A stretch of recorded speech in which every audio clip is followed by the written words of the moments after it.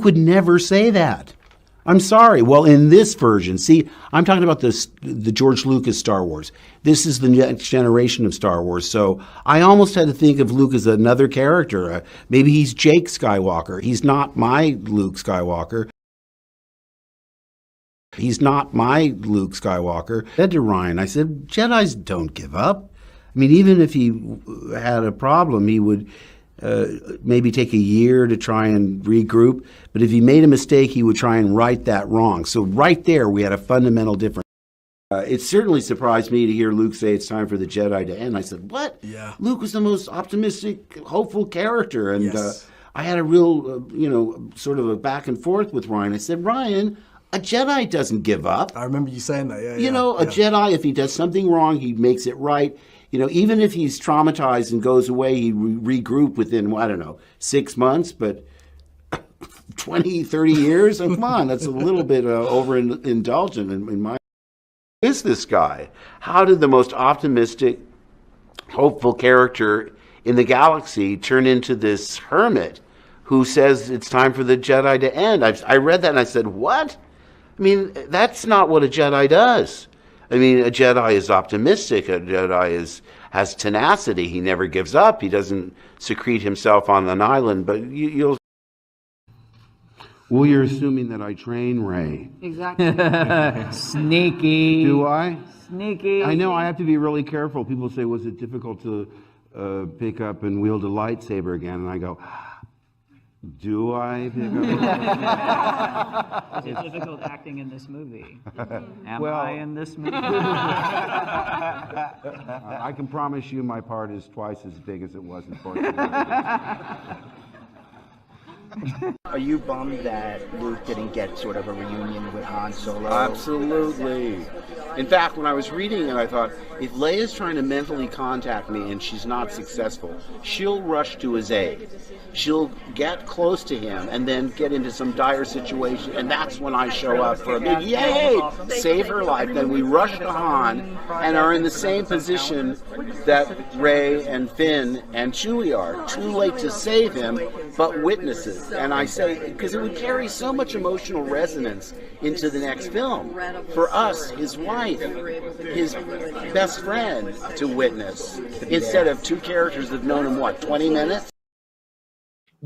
Have you been keeping Rey's secret from the beginning? Did you know about the parentage? Tell me about that journey of when you found out. No. At the beginning, there was toying with an Obi-Wan connection, and then it really went, there were different versions, and then it really went to that she was no one. And then it came to episode 9, and JJ pitched me the film and was like, oh yeah, Palpatine's granddaddy. And I was like, awesome. And then 2 weeks later, he was like, oh, we're not sure. So it kept changing. So then even I was filming, and I wasn't sure what the answer was going to be. But this was incredible. Fuck you!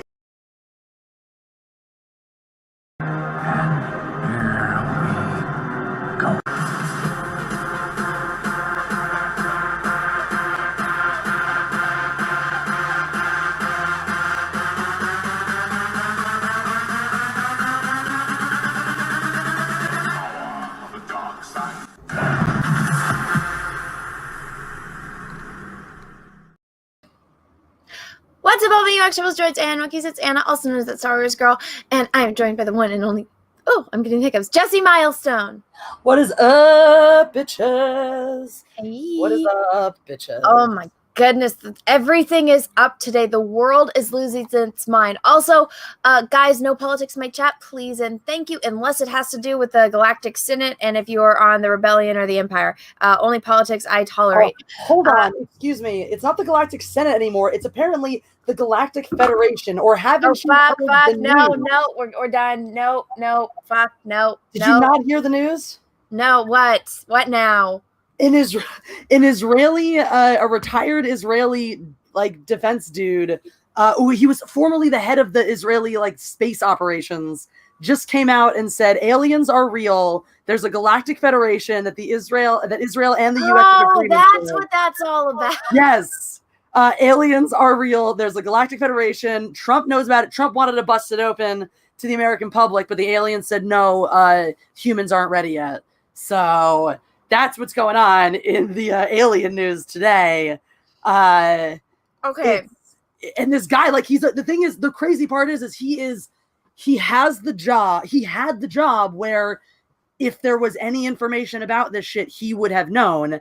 And he is a very respected guy. He's been a professor. Like, that's the weird Was stuff. he the Like, guy that got assassinated on like Thanksgiving?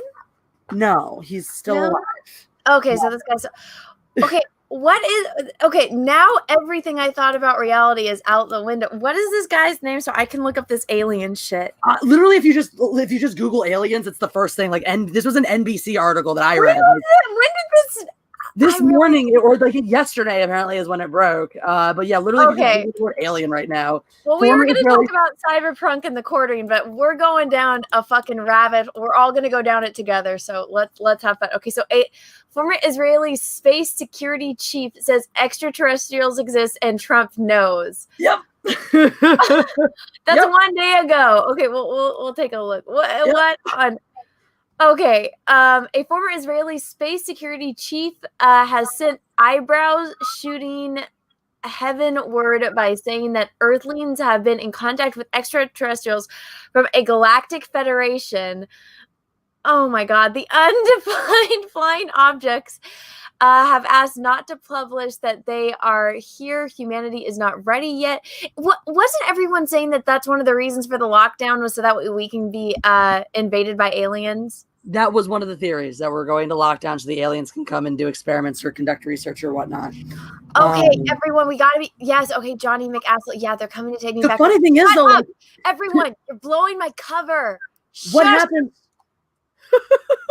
Just Because now everyone's saying this is why Trump wanted the whole space force. Why he started a space branch of the military.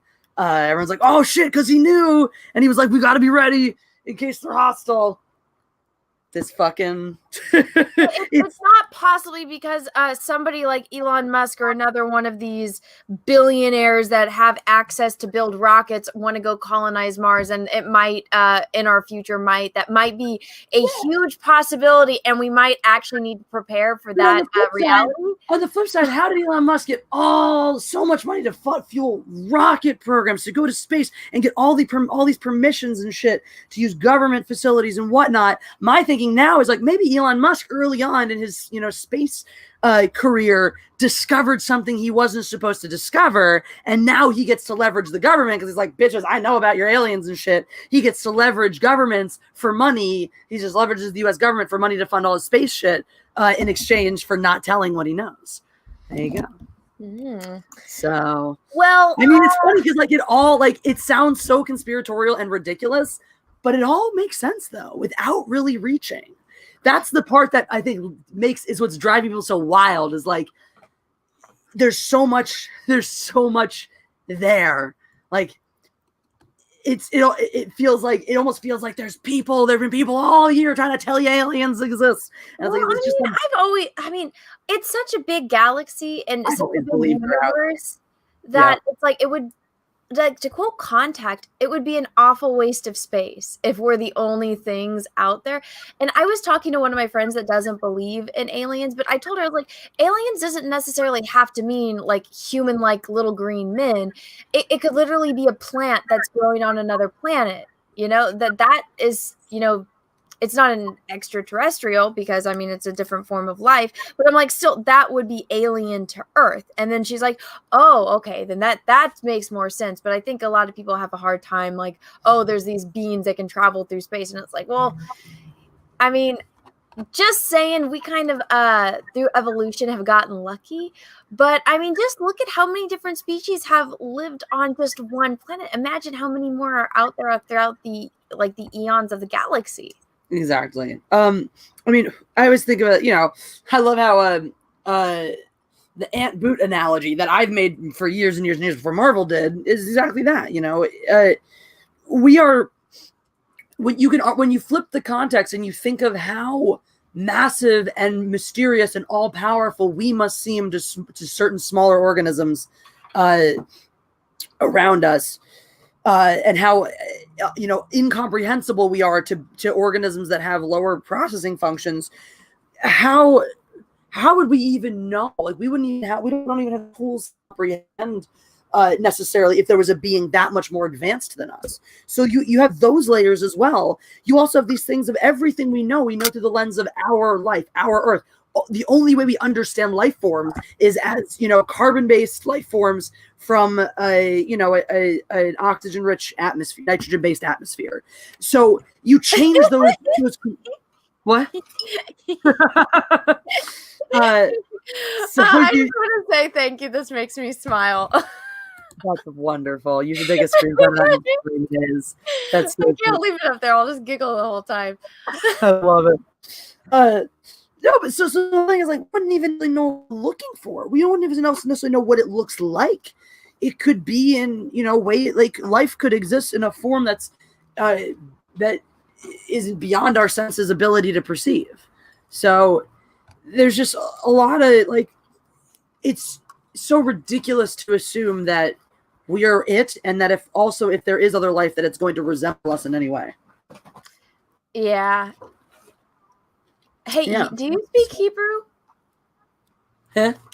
Do you speak what? Hebrew? Do you speak Hebrew? I can read the language, but and I know a couple words. I mean, I I'm don't speak it assuming fully. that this guy possibly knows English, but it said the interview was in Hebrew. Let's see. Where did I can send it to I actually have a friend whose parents are from Israel. I can send it to her and she can translate it. Well, I'm thinking I might. Hey, Jessi, you want to pull your strings and your connections? Let's get this guy on the show and ask him about aliens. It would be badass. Honestly, like, if we could get a connection to him, I have a friend who can translate. Well, okay, I just might have a connection. I don't want to use it, but I mean, okay, so weird thing. One of my friends, his grandfather used to be the president of Israel. Oh shit. So I might have an in, but I don't know. I haven't talked to him in a long time. I don't want to just out of the blue be like, hey, I've never asked you for anything in my life, but do you think you can kind of like pull some strings so I can talk to this dude? I mean, realistically, what's the worst that's going to happen is he's going to say no. It doesn't cost you anything to ask, does it?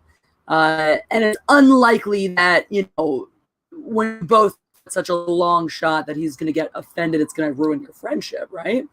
So, That's true. Why not ask? Well, we haven't spoken in like 4 years, maybe. I feel like, hey, I have a YouTube show. I know your granddad was this guy in Israeli politics.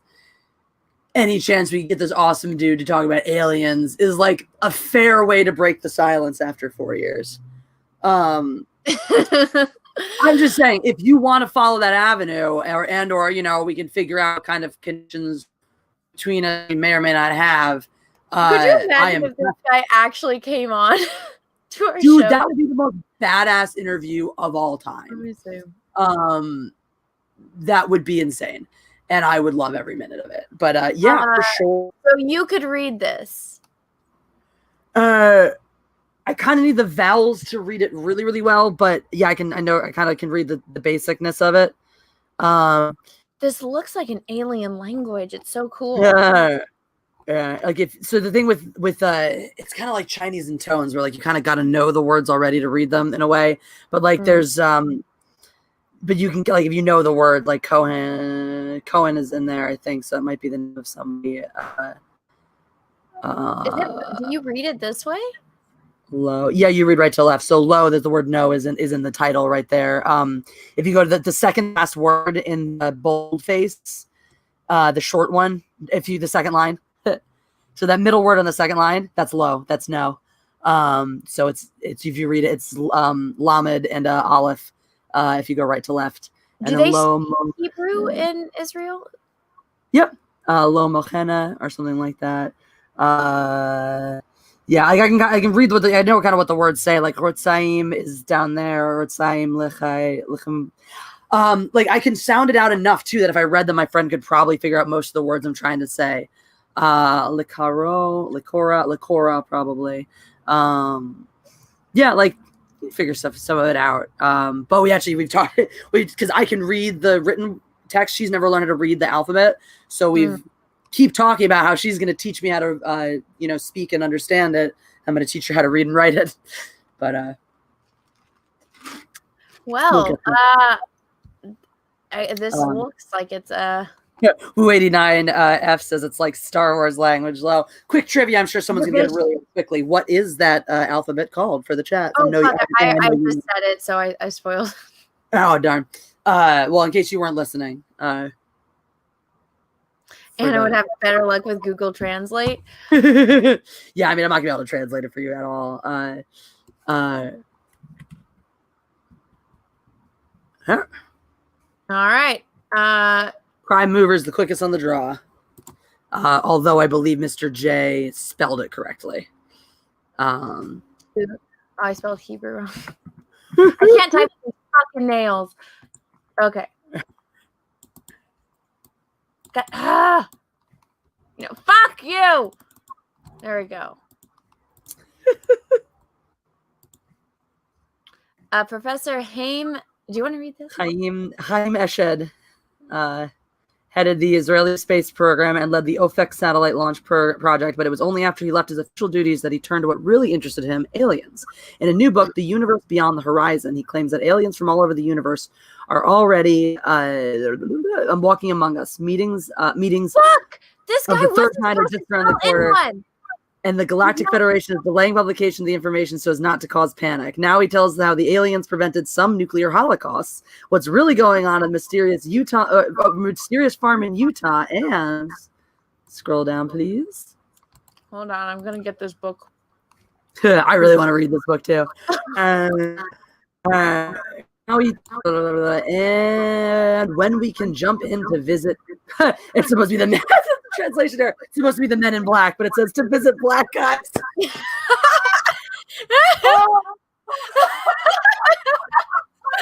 Oh, Google Translate. Oh my God, Google Translate for the win.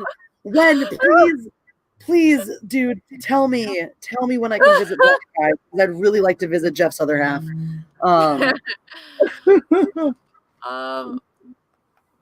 Well, this is Beautiful. a book I'm definitely looking forward to. Where yeah. It's not on Amazon. It's not on Amazon? It is not on Amazon. Who? Is it maybe it hasn't been maybe it's not available for pre-order yet? Or maybe it's not. Oh, hey, I typed in his name now. Okay, let's see. No. Maybe it's not in English. Or maybe it's not. You just type in his name, it'll probably come up.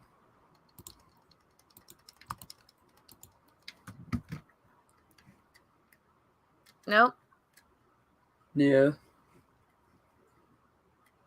It said he wrote a book. Nope. Maybe it's not out yet. Well, this is going to be a best fucking seller. I want to know what's going on at a farm in Utah. Yeah, they're talking about where like the. I wonder if he's saying Trump wants to claim these monoliths. Did that ever get resolved? Remember those mysterious monoliths that were popping up everywhere? Oh yeah, the 2001 Space Odyssey, excuse me. Yeah, those guys. Yeah. And people were like, "What is these? Or what is it? Is it like an art installation?" I only thought there was one. Was there more? Yeah, there's tons. Let's see. California men reveal how they installed the third mysterious monolith. So, I mean, it's pretty much people figured it was an art installation thing. But there was one in Romania. There's one in California. There was one in Utah. Oh my God, we should go to the one in California. Although it was really sad though. Somebody, an environmentalist group actually went to pull the one in Utah because it was in the sort of remote part of the desert.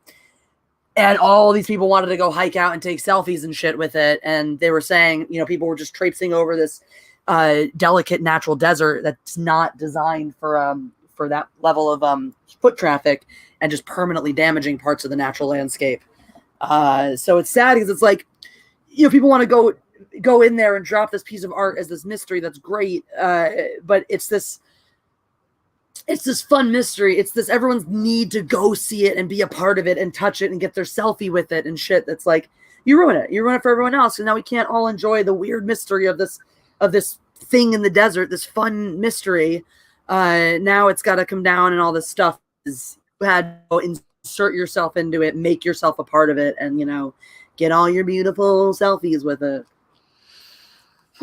Well, this one doesn't look like it's going to be too much of a pain in the butt for me and you to get to. Where the fuck is this?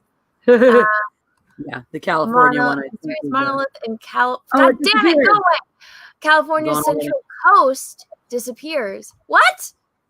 Already gone. Days after the discovery of swift disappearance of 2 shiny monoliths half the world apart, another towering structure has popped up, then quickly vanished, this time in the pinnacle of a trail in California. After photos were posted on social media, a tall silver metallic structure drew hikers to the top of the Pine Mountain Trail at a park in, where the hell is that? Atacastro? Halfway between San Francisco and Los Angeles. I have lived in California my whole life. Where the fuck is this place? Wait, it's called Atascadero. I can't fucking read. It's a weird name for a place. I've never heard of it. It's just a weird name for a place. It's probably one of those random places off of the one. Atascadero, yeah. There's a ton of those little. One of those in the Central Valley. I would know exactly where it is. The 3-sided, 10-foot tall, 200-pound monolith was similar to the 2 others discovered recently in the Utah desert and in Romania. Like those structures, the origin of the California epidus is also unknown. Okay, but so somebody came and took it? Yeah, so they've been coming and going. And so, well, the Utah one I know is removed by people who are concerned for the environment.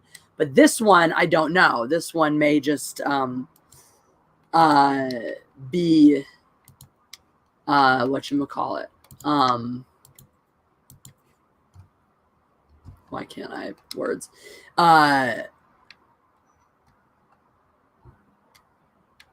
Yeah, that one might just have been taken down by whoever put it there. So.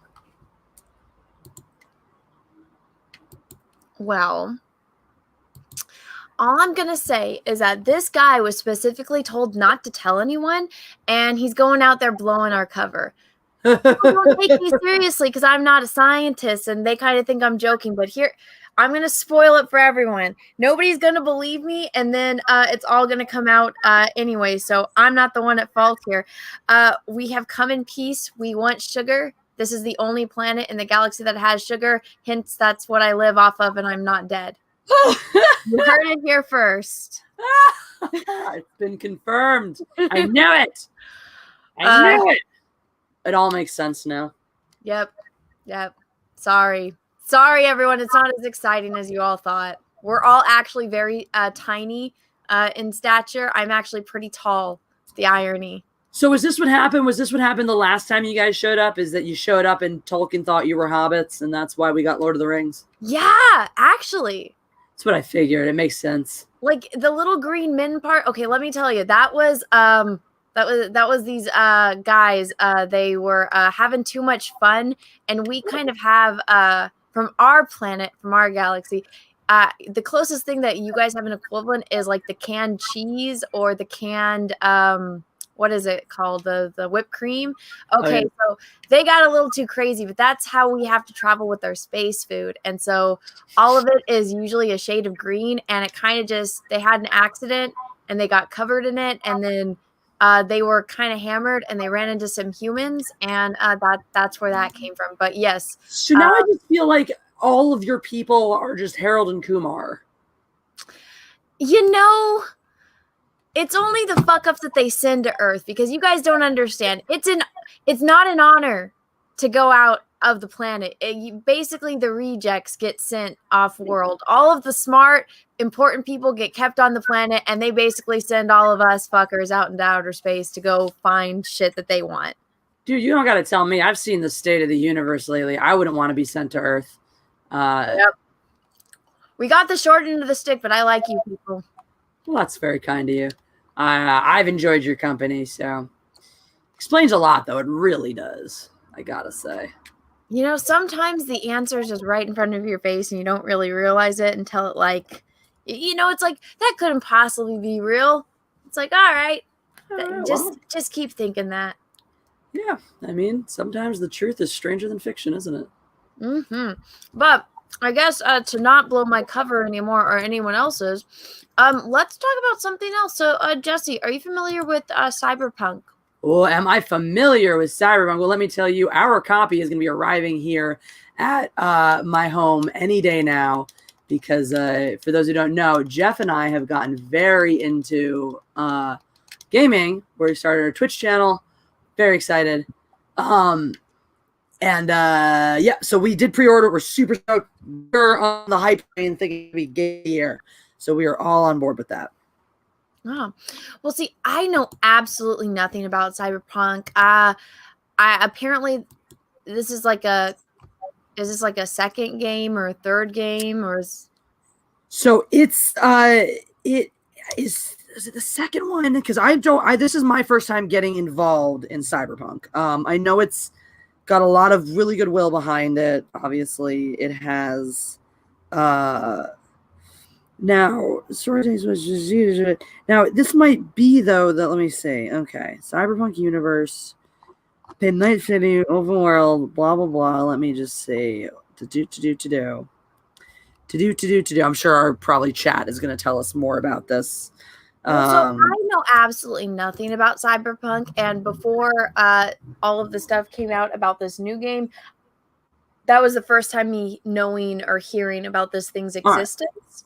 So here you go. Cyberpunk is a dystopian tabletop role-playing game written by Mike Pondsmith and published by R. Talsorian Games. It is typically referred to by its second or fourth edition name, Cyberpunk 2020 and Cyberpunk Red, in order to distinguish it from the genre after which it is named. Okay, well that's interesting. So it is originally a tabletop role-playing game, and then I didn't know any of that. So all right, well, interesting.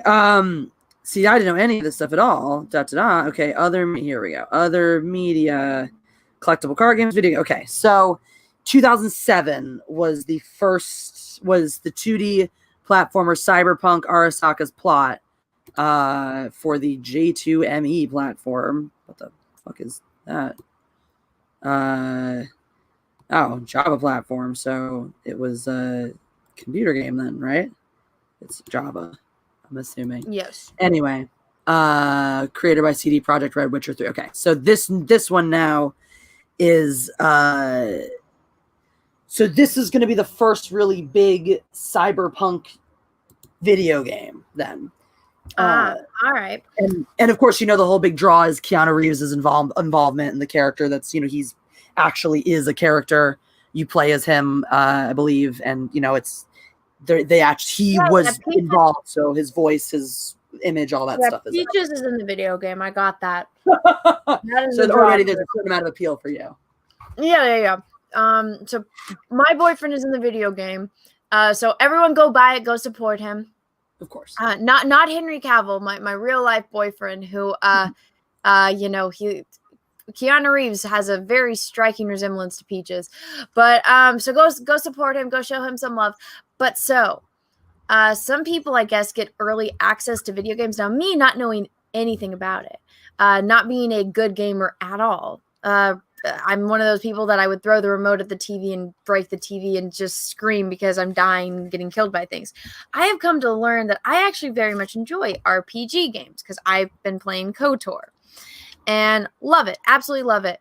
So when you're reviewing a video game, as I'm learning, I'm like, as a very bad gamer, I look for certain things. I'm like, what is the gameplay like? Like me thinking I'm very bad. How long do I have to live if I'm going to start playing this game? What are the aspects of it? How many hours am I going to have to dedicate to this game? Basically how long this game is. What kind of game is it? Is it going to be one of the games that has an awesome story, but it's a first-person shooter like Halo, so I would never be able to play it because I can't do first-person shooters. My brain just does not work that way. Or is it a third person where you go and you do story and you go complete missions and quests? So that's what I would look for in a game review, and like if there's bugs or if it's good. So for everyone that is familiar with the quartering, he did a video about somebody that left a review. And he's getting a lot of heat for it. Now, I watched his video. Jessi, I don't think you did, right? No, I did not get a chance to see it yet.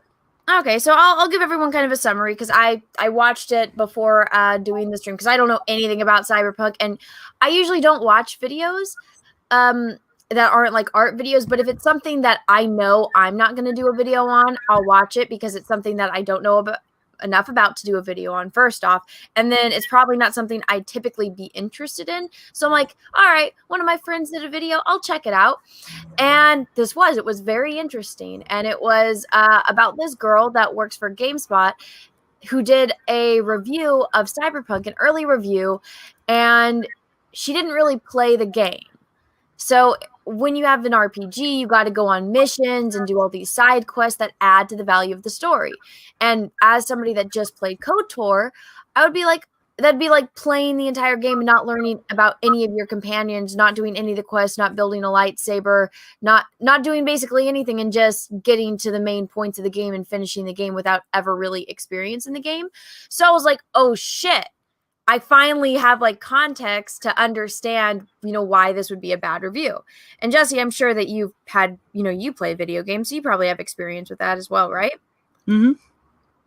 Like it'd be like me, like I guess just skimming through Halo, right?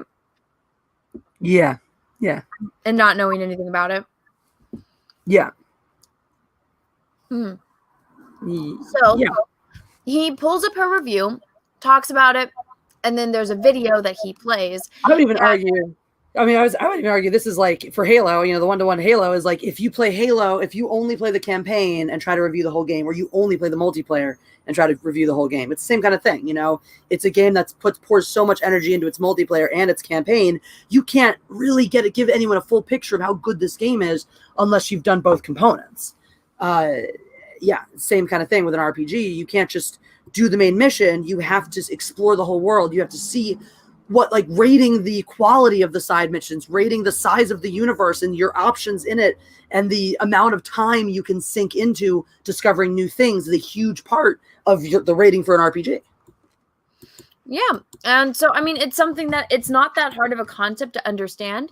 But so then he pulls up like a video stream that they were doing. And yes, doing a little bit of research more on this person, she's the reviewer that said that there was too much water in a Pokemon game.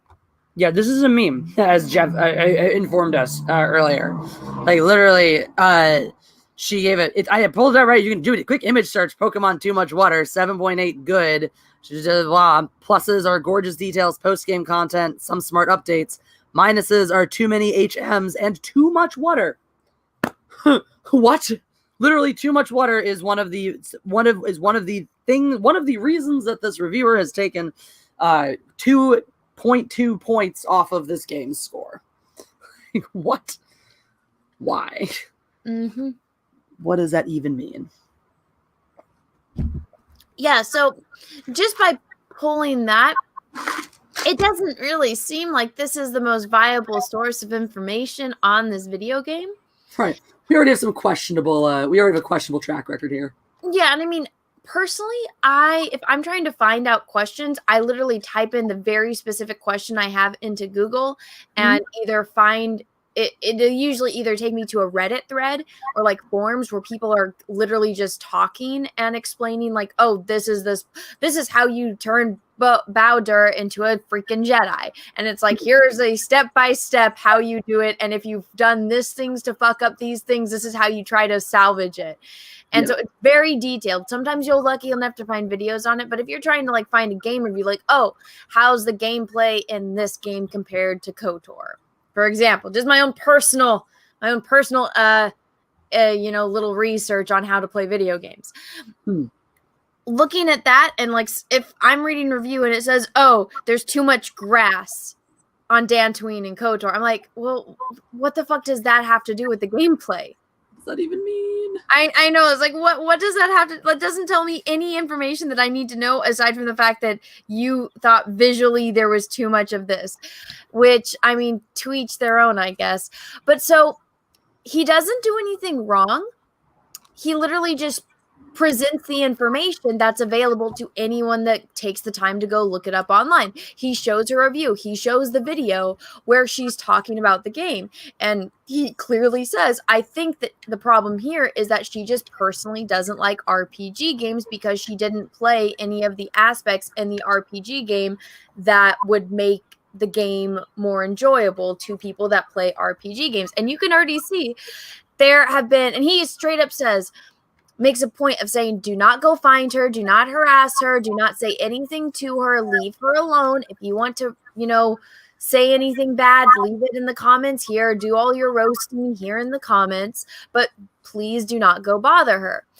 Mm-hmm. And I have not seen anyone bother. I went and I did a little bit of research. I'm not going to pull up her account because I don't want anyone to go bother her.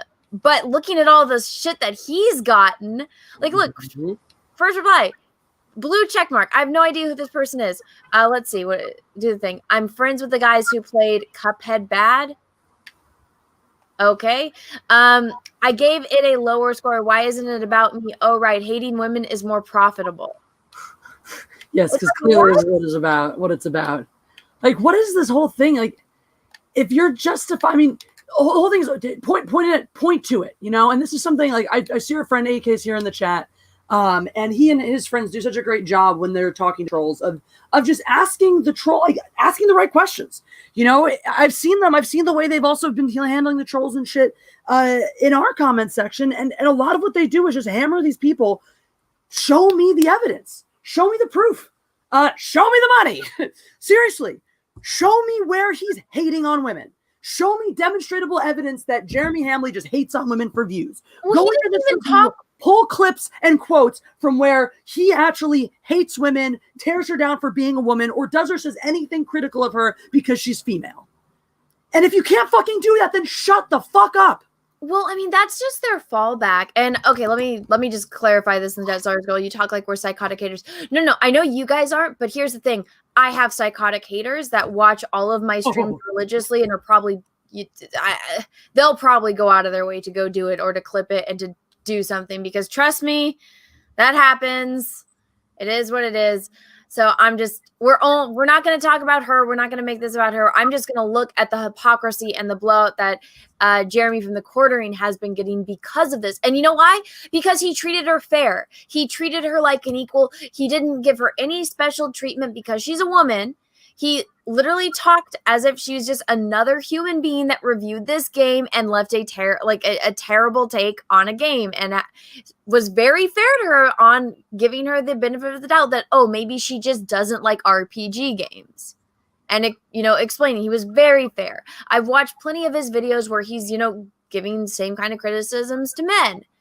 He treated her like an equal, and then because of that, they're like, you're attacking women, It's so stupid. I mean, that's the whole joke, though. It's the entire hypocrisy. They don't want equality. They want exactly like whatever they always say. They want to put women on a pedestal in the exact same way that they will try to tell you is sexist if you do the same shit. They want to put women on this precious little pedestal. You can't say anything to her. You can't criticize her because she's a woman. She's so oppressed. She's had it so difficult. And if you criticize her, she might snap and break and melt because women are these precious, delicate little flowers. And if we don't go out of our way to protect them, they'll just crumble. Bitch, I ain't that weak. And I don't want to be part of a movement that treats me like I'm that weak. And the whole hilarious joke is that these people are the people right now, the only fucking people calling themselves feminists. How do you call yourself a fucking feminist when your entire platform is that women are weak and need to be protected? Fuck you, assholes. I know. Grow some balls and have a real argument. Stop hiding behind these smoke screens because you're too afraid that someone's going to realize you're not as smart as you pretend to be. Yep. But no, they're just going to fall back on the argument that, oh, he's attacking women when it's like, no, he treated a woman like his equal. Exactly. Exactly like you said. If it was a man who had the same take, he'd be making the same video. Because the whole thing is, it's not about, oh, she's a woman. It's about she is this person that people give credence to her reviews, and she has a bad take. it's about calling someone out for exactly. It's a very fair thing to call someone out for because it happens in video games and in movies and shit like that all the time. How often do you read a critical review of a film where a critic's reviewing like a Marvel film and comparing it to high art, and they're like, well, Thor just sucks monkey balls because there's no Shakespearean language in it, and blah blah blah blah blah. It's like, dude, it's a fucking tongue-in-cheek superhero movie. Get over yourselves. It's the same in video games. You know, if you're an RPG person and you're reviewing first-person shooter, like Anna's just not going to like a first-person shooter, but you're not going to review. If you were to review a first-person shooter, you wouldn't bitch the entire time about how annoying it is to have to look through the point of view of the character you're playing as. How annoying it is to always be carrying a gun. I would do a comical spin on it and like have clips of me just epically dying because I'm not good at first-person shooters. But I would honestly, when it comes to games, unless the gameplay is just horrendously awful, I always focus on the story. Yeah. Exactly. I'm like, you're going to talk about the story. You're going to talk about the character, you know, like the visual design of the world. You're going to talk about probably, you know, the movement and the control, like the things that you can objectively assess whether or not you enjoy the gameplay if you already go in knowing you don't like it. So it's the whole thing. It's like, it also just shows how ignorant you are of video games in general if you're going to play an RPG and bitch about fundamental elements of an RPG. Yeah, You know? well, I mean, like, so one thing with me with gameplay that it's actually funny because I've told this story before, and then other YouTubers that I talk to because people asked us to collab, and they're like, the story is that I tried playing The Force Unleashed 2 because my roommate had an Xbox 360, and whatever happened, I don't remember too much, but I somehow only had that Star Wars game, so I tried playing it. And there was this jump, and my character had, I guess, Starkiller.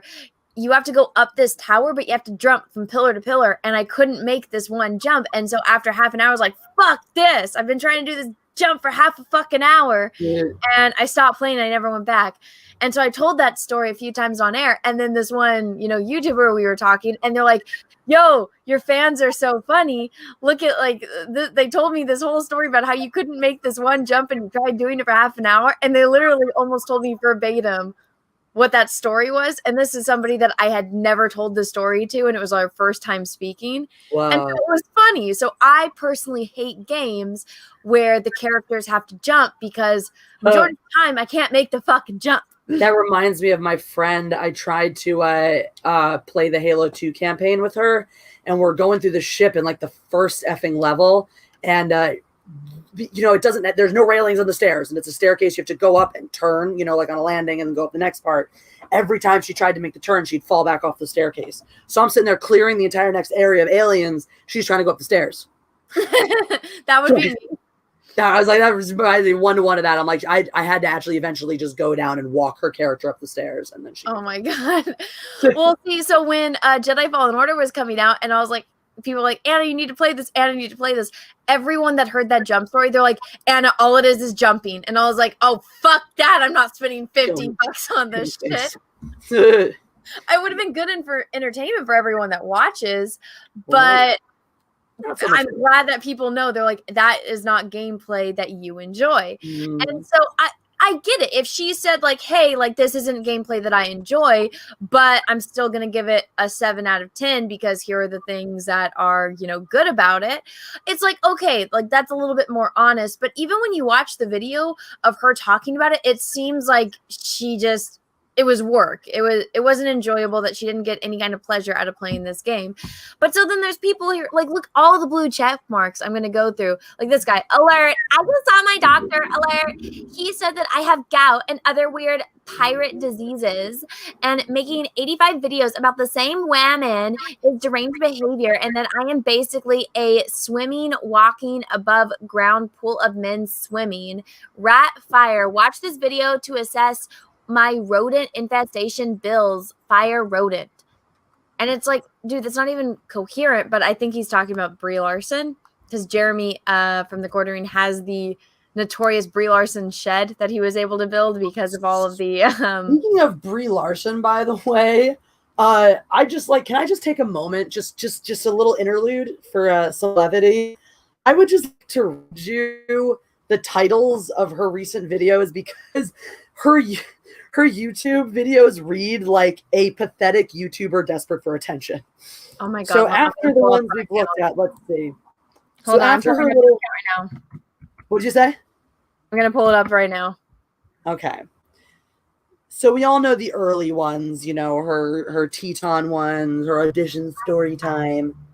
I made a vegetarian Crunchwrap Supreme audition story time part 2. And then she did a little Laura DIY video. So let's just read these. So once you get past, so we get 39 ways to calm down. If you're watching this, I'm 31. 100 sit-ups, 5 minutes with Blogilates. I turned your Instagram comments into a song. I did truth or drink with my best friend, and here's how it went. I experimented with cyanotype prints and failed a couple of times. I learned a dance routine to Black Sheep with Galen Huck. Who's more likely to? Character edition. Baking my grandma's famous apple pie with grandma. Guessing lines from characters I played. It's like, what are you doing? It's this pathetic it's like, it's so funny. It's like this desperate attempt for like a grab for relevancy from someone who's doesn't need to be doing this. This is what actors do usually when they're later in their careers and they're struggling to have the relevance, is when you see shit like this. Or like YouTubers, like this literally looks like someone trying so hard to be one of these personality YouTubers. Like, I made your hate into a song. I read this. Like is that someone's entire gimmick that they exploded with, was like singing their hate comments and shit.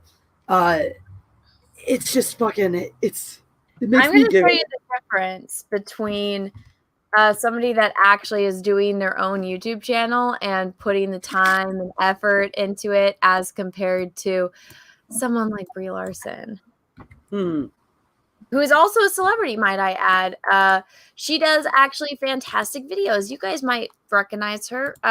She played a character in Star Wars The Mandalorian. I don't know if you've heard of it. She was Bo-Katan.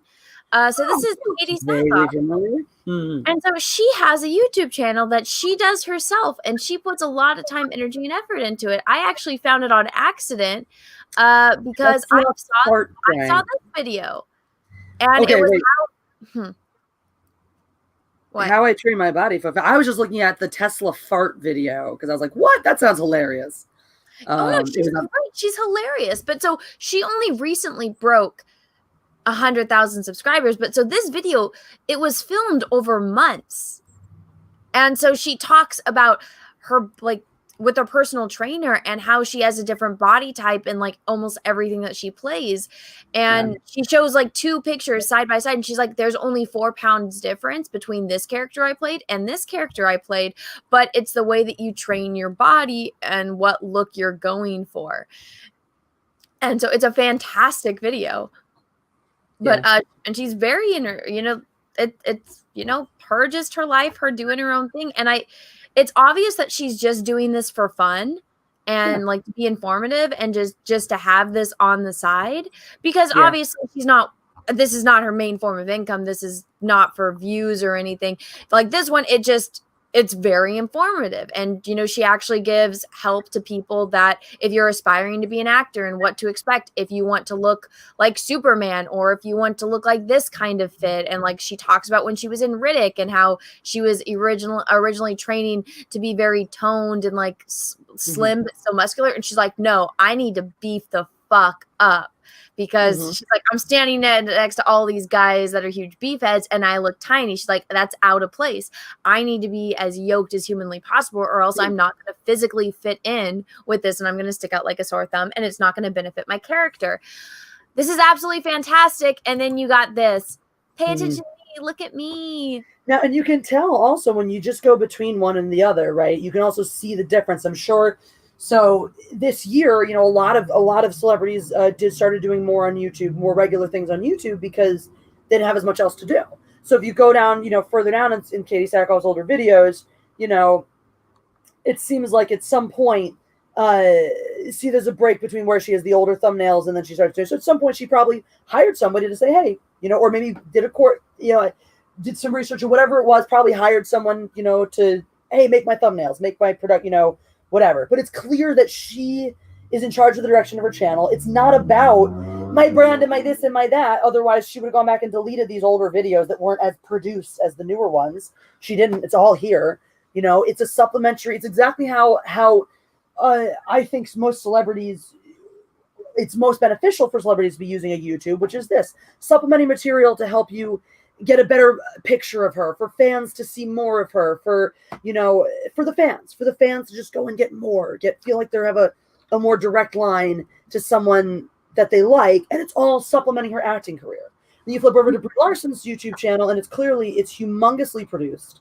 It's humongously, scripted and stylized, and it's trying to push this. Brie Larson as a YouTuber. Brie Larson as a relatable millennial personality, and the joke always with Brie Larson is this obsessive need that she and her team has to try to package her as this likable, average, regular person, even though she is not likable, regular, or average in any way.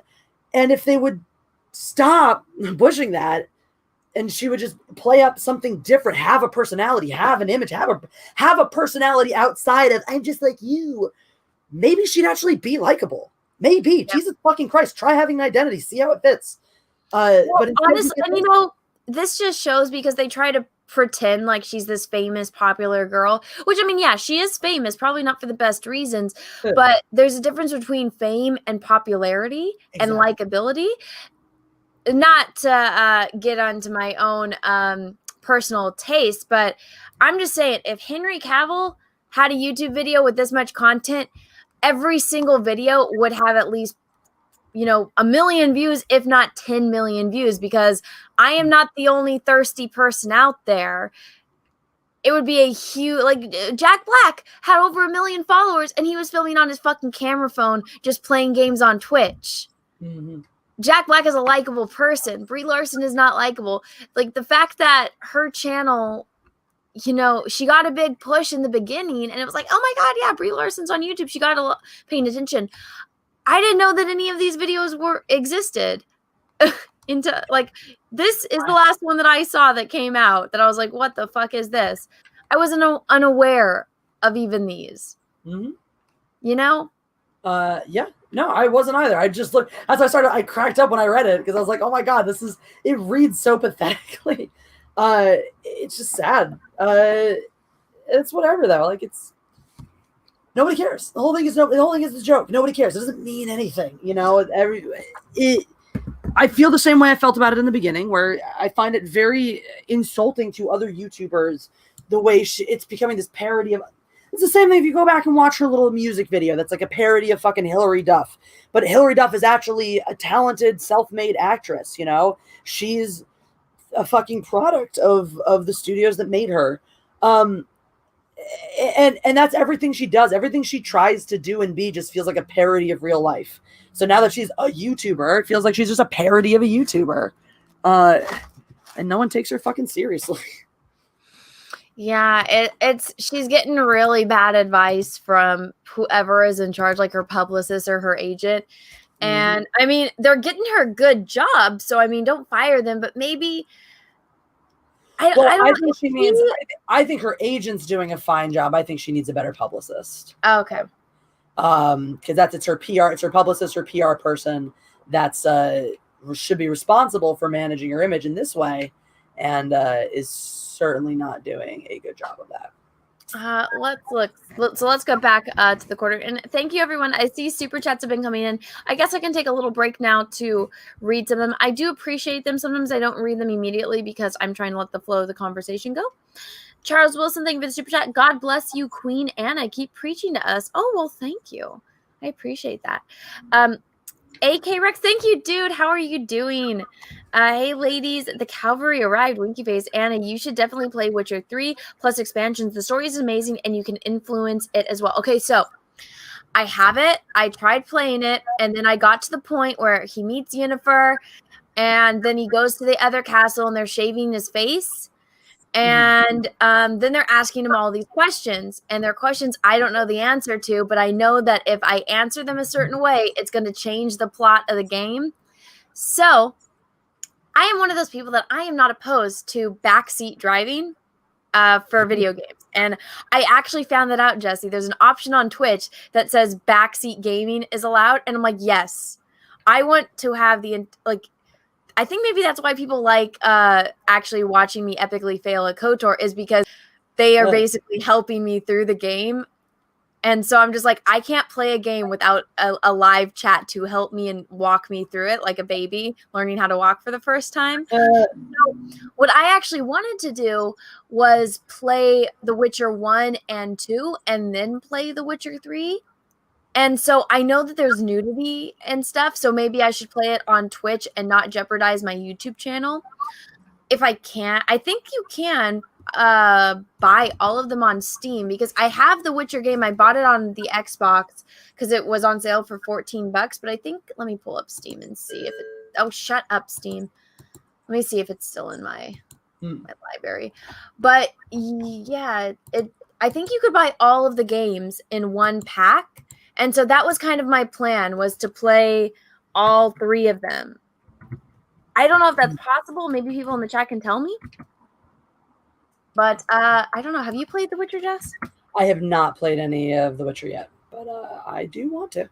Well, it was fun. My dad sat there and watched me attempt to play The Witcher 3. He watched me kill the Griffin, so that was fun. Fun times. Yeah. That sounds like an event and a half. Whatchamahoozles. Why can't I words? We still haven't watched the show. Still need to do that. Still. Jessi. I know, but I will. Sure, I will. I do want to. It's not for lack of interest. It's just for lack of time. Well, that's a little bit more acceptable. Well, thank you. I'm glad that you. I'm glad that I get a pass from you. How dare you? Okay, so I guess it's not on here anymore, but I had something. It must have been in my, like, I barely know how to use Steam. It was there, but yeah, so my plan was to just have them on Steam and play them here, and that way you guys can all watch me and everyone can help me in the chat because I'm absolutely hopeless when it comes to playing video games on my own. But so everyone could walk me through it, and then I tell you guys what I kind of want to accomplish, and you guys help me. That'd be awesome. I'm all for that too, by the way. Just for those of you who are going to be following Mindless BS Gaming on Twitch and whatnot, I think Jeff's pretty chill with that stuff too. If we're doing so like a game we're not very, very familiar with, I'm very open to backseat gaming. I don't mind in the slightest. So I'm also like, I'm not even precious. If I get really stuck on something and I just want to get through it, I'm not having fun anymore, I'll just go look it up. I don't care. I'm not one of those. I know there's people who are like, it's cheating if you look up a guide or this or that. I'm like, you know what? I'm not having fun anymore. I'm doing this to have fun. So if I can, quote, cheat, that's fine with me. I will cheat and then continue to enjoy what I'm doing. Oh, I'm the worst when it comes to cheating. I'm like, give me the fucking cheat codes. Give me the mods. When I played Sims, never in my fucking life did I not use the Cult Alt C with the motherload max motives. Give me top testing cheats enabled true. I did all of the fucking cheats on that game. People are saying, oh, Anna, did you use mods or cheats in this game? And I'm like, if you could give me cheats to where I could max out all of my character's attributes, I will do it right now and not even feel the slightest bit bad about it. That's hilarious. Especially when I'm playing the first game and I'm somebody that everyone that's played KOTOR knows exactly who my character is. I'm like, there is no reason my character should be so fucking weak if I'm this person. Give me a fucking break. Give me the mods. Give them to me. Give me the cheat codes. I will do it and I will make it right. Anyways, that Star Wars Girl, you should play Old Republic at some point. Isn't that what I'm playing? I'm playing Knights of the Old Republic. Yeah. Yeah. I don't know if there's no. I don't know. There's another one. Bilbo, thank you for the super chat, dude. And please try Kingdom Come Deliverance. It's an RPG from Middle Ages in Europe, 1403, from my country. Love your channel. Oh, well, thank you. Are there people that have played that game that are willing to sit in the chat every single time I play it and walk me through it? There are. I'm totally down. That's the law, guys. If you want Anna to play it, just help her play it. As long as you are willing to sit there with me and play it with me, I feel like that's not that much to ask, you know. No, it's only like 100 hours. Just be there the entire time. Don't Just sleep. be there the entire time, along with my bullshit. You should have seen. like when I tried playing KOTOR again, Uh-huh. and I was trying to get it because the first time I played it, it was on my Xbox with my phone pointed at the TV, and so I tried to pull it up on Steam, but I guess they didn't. There's no mod for the controller on a PC, so I was trying to get that to work for the first hour before I was like, "Fuck this! I'm just gonna play KOTOR 2 again because it has the mods and the original one doesn't." Yeah. Oh well. Let me read the next. I have a few more, and then we'll get back to the topic. Oh no, my light just turned off and on. That was weird. Cesario Japan, thank you, Mr. Chat. Cyberpunk 2077 is even bringing out grifters, transgender folks demanding that the game give them $70 instead of buying the game as representations. What? No, Oh, no, yeah. guys, I think you have the definition of grifter wrong, right? I'm pretty sure a grifter is somebody who just does pop culture commentary and you don't like it and you don't like the fact that other people send them super chats. That's what a grifter is, right? Everyone calls us grifters, so I think you got a grifter wrong. I didn't think a grifter was actually somebody who purposely goes out and pointedly tries to swindle other people out of money. That doesn't make sense. That doesn't sound like the actual definition of a grifter. Pardon the sarcasm. Yeah, I did see people losing their mind about something about either transgender people not being in the game or being in the game. It's like, okay, if it's not in the game, you're going to complain. If it is in the game, you're going to complain about it. So it's like, just play the fucking game and shut the fuck up. You don't see me complaining because there's no Hobbit Portuguese alien people in a game, do I? No. And that's very offensive. Yeah, they're not inclusive enough of Hobbit Portuguese aliens. So give me a fucking break. Roger Haynes, thank you for the super chat. Sup, Anna? Oh, so Anna, you don't like jumping. I guess you don't play Prince of Persia then. No, I did not know that was a video game. I thought it was just a movie. Shows how much I know. And I would just like to say I'm not typically attracted to Jake Gyllenhaal, but he looked fantastic in that movie. Michael Fedor Show, thank you for the super chat. Merry Christmas, Anna and Jessi. Thanks for all the last entertainment information via commentary this year. Oh, well, you're very welcome. Thank you. Well, thank you for being part of it. Thank you for being here to hear it.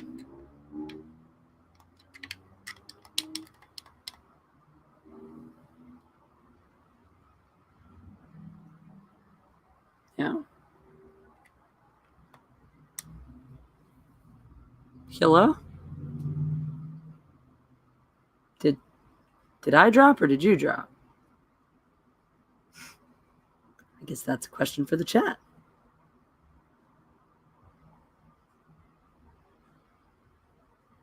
Do. Okay. All right, chat, can you hear me? Is the question. I can't hear Anna. All right, so everyone's saying Anna went. Okay, so you can hear me. Okay, all right, there we go. Okay, confirmation. Anna has died. Well, Anna has not died. Anna's computer has died temporarily, hopefully. We hope. Because I need her to come back at some point because I can't actually even end this stream unless she does. It'd be very rude of me to just ditch her. I'm kidding. Of course she's coming back. Yeah, and I'm sure she's having technical difficulties. So where were we? We were on RPGs and things and stuff, and we were on video games and people being stupid. The gist of it is everyone's attacking Jeremy Hamley for no reason, Jeremy of the Quartering. Just note, please note, nota bene, that's Latin for note well, that Jeremy, when we were talking about Jeremy at this moment, we were talking about Jeremy Hamley of the Quartering. So, because apparently it's wrong to criticize women the same way that you would criticize men. That's sexist. Treating women exactly the same way you treat men is sexist, obviously. Treating women differently than you treat men is also sexist unless you are treating women in the exact ways that certain people, to be defined by them and them alone, but not you. You can't define yourself as one of them because they make the rules. If they tell you that it is not sexist, then it's not. And that's the only way that it's not sexist. Anyway, the great hilarity of these things, of course, is that due to the massive amounts of exposure the Quartering has been getting over this controversy, his channel has now reached over 1 million subscribers. Yeah, Anna's internet is the culprit here, but she'll be back whenever she can. So, but yeah, the basic gist. I know Anna's got a bunch more screenshots and fun tweets about how these people are stupid, which is fun for us. The CG Oracle, that is an opinion, and it's not. I mean, no opinion is a wrong opinion. The thing is, say what you want about him and like him or hate him, and that's, again, it's totally my own opinion. You may not like the dude. I haven't agreed with every one of his takes. So personally, I like him quite a bit.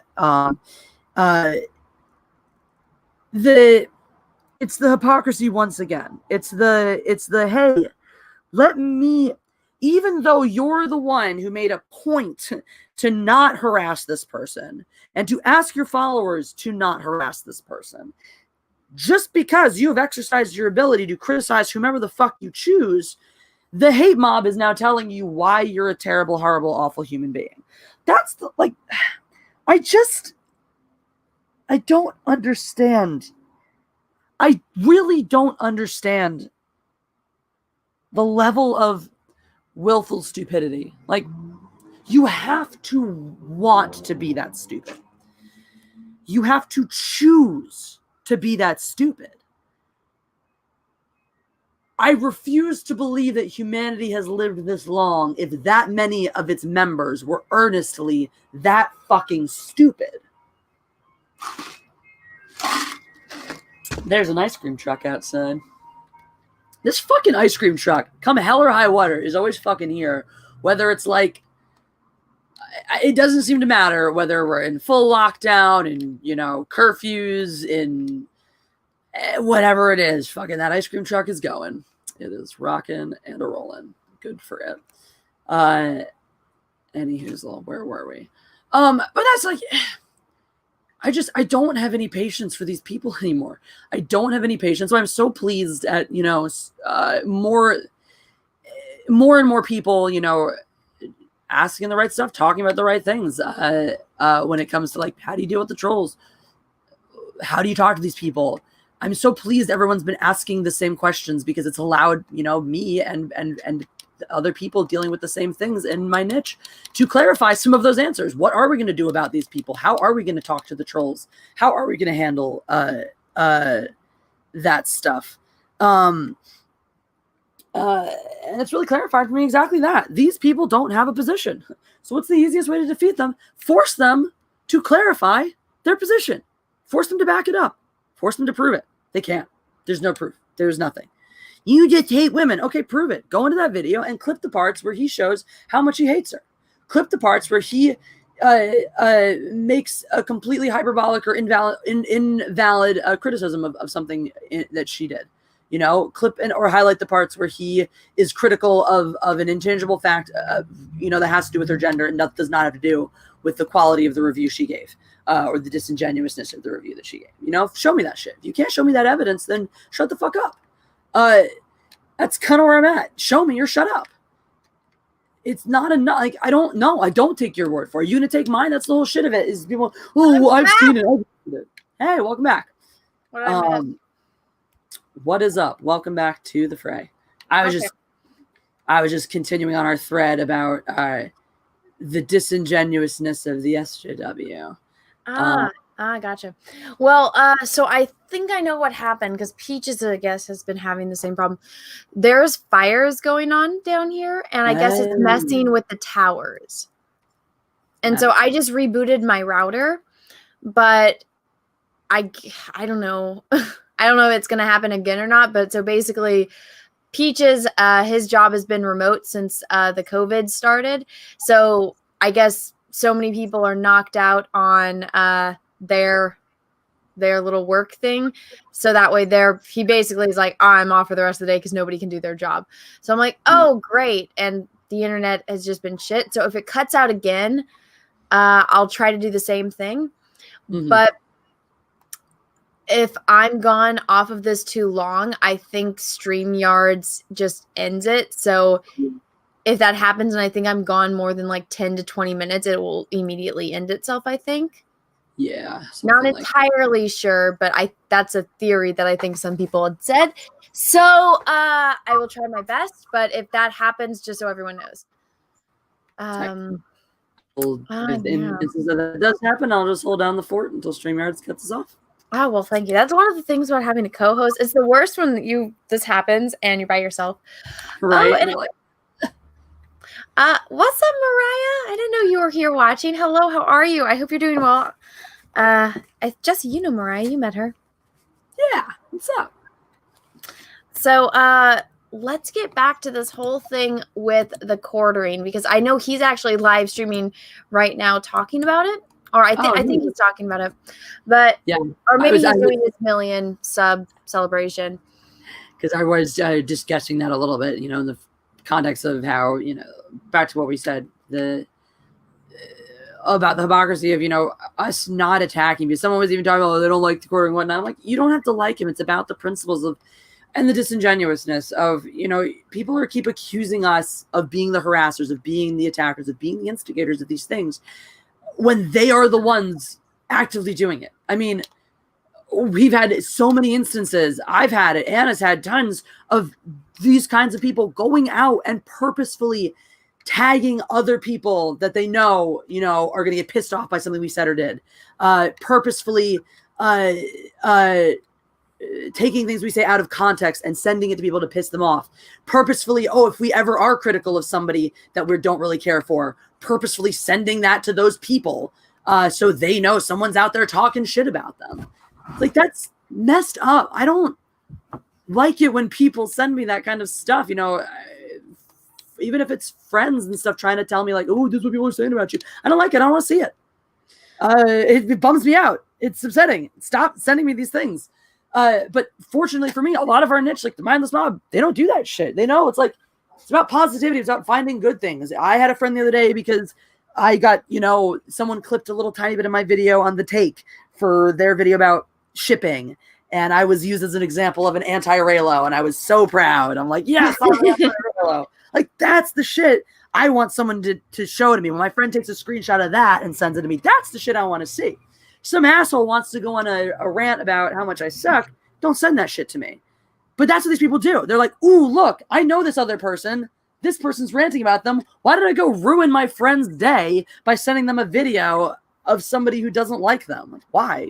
What are you bringing to the table? What are you offering to the world when you're just shitty like that? I know sometimes people have good intentions behind it, but it might not necessarily always be the right thing. Oh, yeah, sure. The one thing about this, it's so, I mean, yeah, you've had to deal with it. I've had to deal with it. But this whole thing, like, I'm just going to go off of this random, I'm assuming this is a chick, which that'll probably get me canceled right there again. It's like, I was telling Cecil, I'm like, it's actually an unusual day when I'm not getting canceled on Twitter at the amount that it happens now. But so this person said, sup clickbait, spoiler alert, she actually did play the game and this is harassment and toxic. And it's like, if you watch the video, you would know that this complaint isn't even valid. And like, it's just, what do you think you're doing right now? You're going out of your way to comment on something, to harass someone and to be a toxic troll. It's like, everything that these people accuse other people of doing, they're hypocrites. That's exactly what they're doing. And it's so irritating. I was actually looking at some of the retweets and it's so hard not to say something to them because I'm like, it's where is there's this one chick from earlier. Oh, look at this guy. Just exposing stupidity. Let's see that one. I don't know which way to take that. If it was pro him or against him. I've had it happen before too, where like I've gone after someone because I'm like, yo, don't like. I've like gone after someone for saying something shitty, and they're like, oh, I meant it about the other person, not you. And I'm like, oh, whoops. It happens. It's ambiguous. Well, yeah, sometimes it's too ambiguous to tell. But look at this one. You're really pathetic, and it's like, he doesn't know who you are. So who's the pathetic one in this situation? The person that like lives on their phone. Let's see. Do they tweet it on? Oh, sometimes it'll show you if they tweet it on their phone or on a PC. But is it the person that is sitting there waiting for, the trumpets to roar saying, hey, let's go attack this person, that's waiting there to just jump on the next hate train? Or is it the person that would never have any idea who the fuck you were if you weren't attacking them? gonna say the pathetic one is the one that's waiting on a moment's notice, ready to jump, on the bandwagon hate train. I think that's pretty safe to say. That's my personal take. I could be wrong. I'm not right about everything, but some certain things are just kind of rooted in common sense, and to me, that's one of them. Like, look at this one. Wait, you reviewed someone who reviewed a game instead of just reviewing the game yourself, and it's like, yeah, he's talking about the news. He can't play the game yet because it's not out yet. So everyone in the world is going off of these people's reviews. Exactly. That's all the information we have on the game that's not released by the company itself is coming from people that got early access to the game that got to review it. So this point is just completely invalid. And it says you also took 7 out of 10 as a low score. He addresses that in the video. Oh my God. He does. Also, you actually care about reviews. Me, I tend to know kind of game I'm going to like, so I know what not to buy. It's like, what does that have to do with this? Absolutely nothing. Exactly. The point of this is to call out a reviewer who's being, who's not being forthcoming about, or like to call out a misleading review, to point out why a review is misleading. And it's like, great if you don't use reviews to determine whether or not you buy a game just because you don't use reviews. Clearly people do, because reviewing video games is a job. So obviously there are people out there who care about reviews. So your whole point of like, why do you even care about reviews at all is just stupid, because obviously people care about reviews. Otherwise they wouldn't exist. Mm-hmm. I mean, Yelp wouldn't exist if it wasn't for reviews. Exactly. These are the people that get opportunities for gatekeepers and look at the quality. Bladderdash and Splatterdash. Yuck, man. This doesn't even make sense. Yeah. And I'm like, how is it gatekeeping that he literally is pointing out that this chick didn't play the RPG the way you're supposed to play an RPG, and she's giving a review. He even points out that another person that was on the panel that's on the GameSpot team obviously has better knowledge and seems to enjoy RPG games, and that he's like, that girl should have been the one to review it, not this chick. Yeah. Because it's another team, like another GameSpot team person, that it was this girl and another guy that got access to the game that got to play it. And this other girl from the team was asking them about it. And it's obvious that that other girl would have loved to play this game, or would have been, a more reliable source on the actual gameplay and about this game. But he didn't get to review it. This chick did. And so he even said, he's like, that other girl probably would have been better to review it. So it's like, he's them saying, oh, he's attacking a woman. It's like, but he's saying that, this girl probably isn't qualified, but this other woman would be better for it. Exactly. So yeah, no, totally. He's just being a sexist pig. Nothing. This is like actually a badge of honor. Anna drops more F-bombs than Slim Shady. I feel jealous now because I feel like I curse more than you. I don't even like rap, but that was a part of my childhood. Hey, I mean, it was a part of all of ours, whether we liked it or not. I still remember when like every other song was Slim Shady on the radio. Yeah, I hated it then. I have a lot more respect for him now than I ever did. I didn't care for that kind of music at that age, but I've tons of respect for his career and all that shit. But I remember when 8 Mile came out, and I was at my friend's house, and we were like still in elementary school. Mm-hmm. And my friend's parents rented it, and they're like, oh, let's watch it. And then there was, obviously he walks in on like the mom and like the stepdad doing it on the couch. And that's when they're like, no, we're turning this off. And I'm like, it's rated R. It says that there's sex and nudity in it and violence and cussing. Why would you play this for us? Exactly. So this is always going to be in this. Like, what were you expecting when you rented this movie? I know. I'm like, and to play it. But what's funny is I think that they would have left it on if it was just them and their kids. But because I was there, they turned it off. And I'm like, my mom watches porn in the living room. I don't think that's anything to worry about. That's hysterical. So, also, I'm sorry. It's okay. I've learned how to deal with it. The emotional scars will always be there. Oh my God, look at this. Report the post, don't click, don't view. Like, Fuck. this is targeted harassment. That is exactly what harassment is. Report. That's the culture. Report. Don't look at it. Don't legitimize it. Don't give these people any inch. They're evil. They're dangerous. It's like, all right, whatever. Red Scare all over again. Except this time. It's honestly like we're living during the freaking Inquisition or like the Salem witch trials, and it's guilty until proven innocent. And in their eyes, you're always going to be guilty no matter what. It's like you could die and you're still a terrible person and guilty, and they're trying to cancel you. Like, look at Sean Connery. He passed away, and the first, or even with Alex Trebek, the first thing they say is, oh, he was a racist, misogynistic man baby. And it's like, what the fuck? Mm-hmm. What is wrong with you people? There's absolutely no respect in the world anymore. None whatsoever. No respect, no understanding of nuance, no appreciation for anything that came before now that you weren't personally responsible for. It's really fucked up.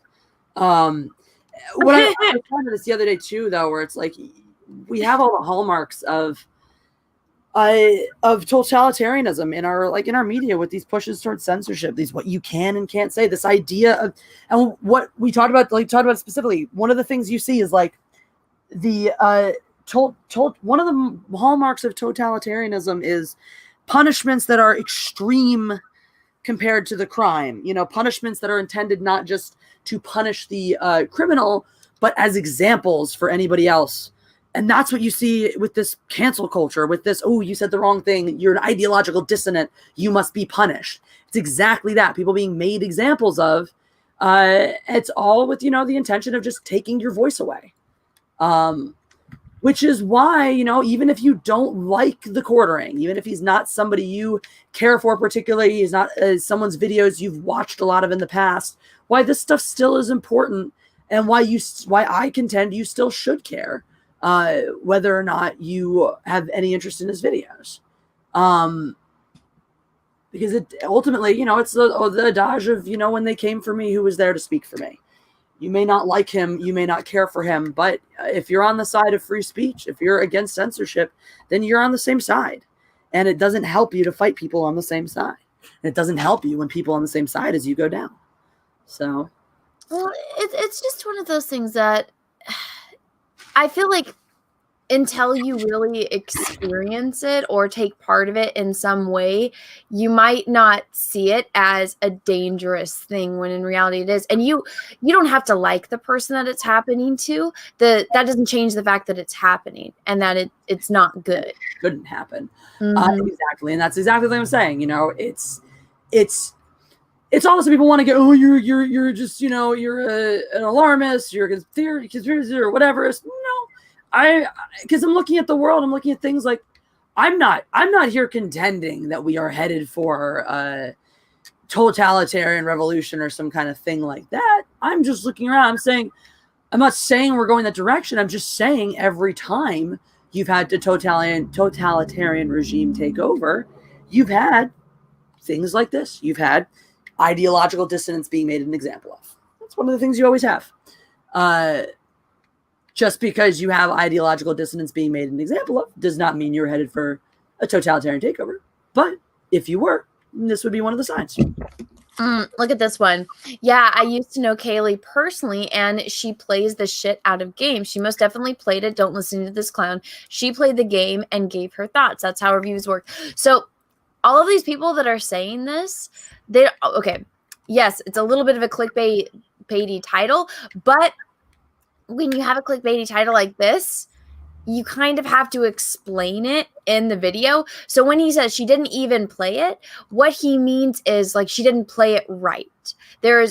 If you're going to play an RPG, and like just for my personal example, because it's the only one I fucking played, is KOTOR. If I were to play KOTOR, I weren't to talk to any of my companions. I didn't build a lightsaber. I didn't do any side quests. I didn't do anything to learn more about the world building or to explore the world building of this game. And I only played it to get to, the main story, even though there are some things that you absolutely have to do.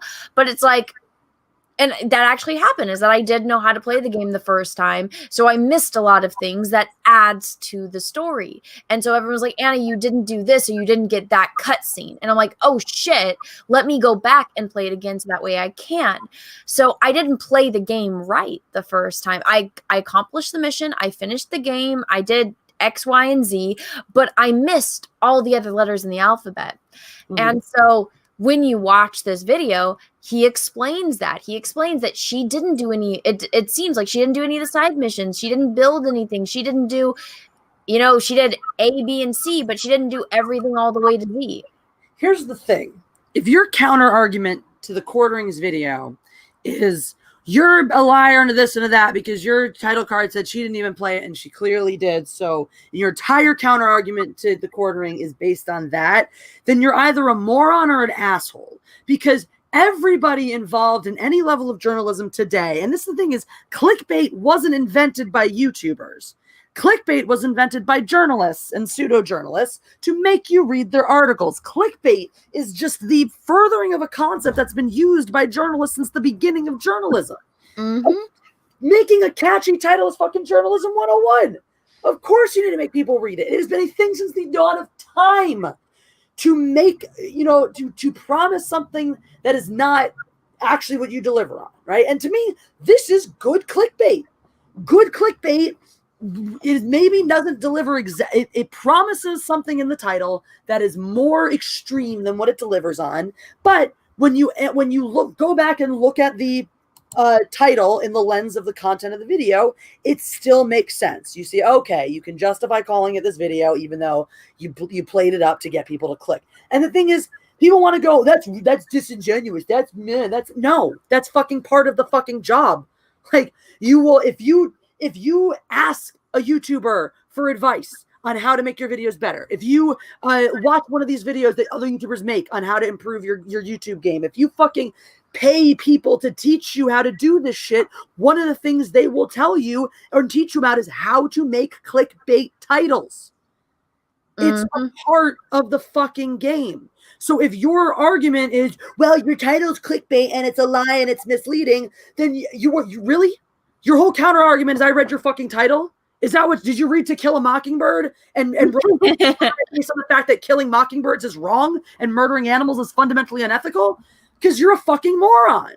You don't write a book report on the title of the book. You don't respond to a video based on the title or the words in the fucking thumbnail. And if you do, you're a moron.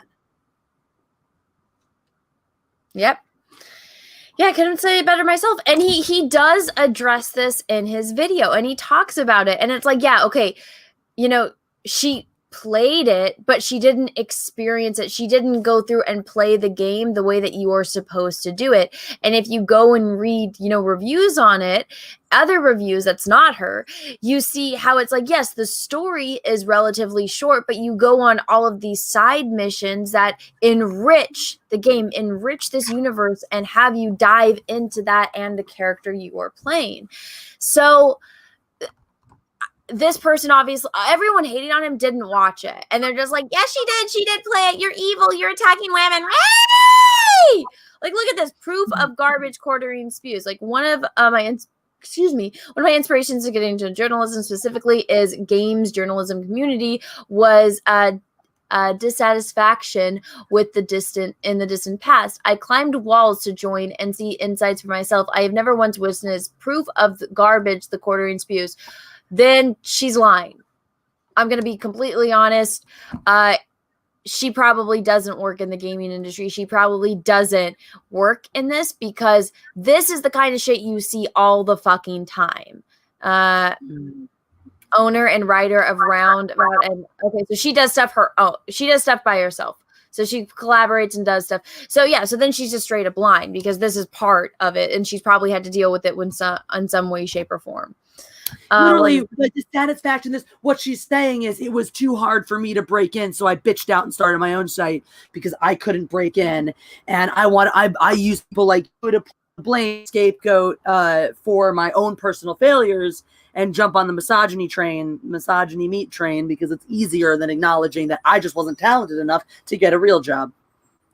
But yeah, Bynes Quarter, who also is doing the same thing that you are independently. He's not part of major publication or an insider in any of the shit. He is an independent guy who made his own YouTube channel and built it from the fucking ground up. So I don't know. Maybe he's just more talented than you are because people actually give a shit what he has to say. Yeah, and you know what's funny is I think a lot of people get upset by that. Is that an independent YouTuber gets more attention than they do than official sites, and that's because a YouTuber's career is based on the fact that they are honest with their audience. Because if they aren't honest with their audience stops watching. Exactly. Like they're not going to watch if you're a shill and you sell out.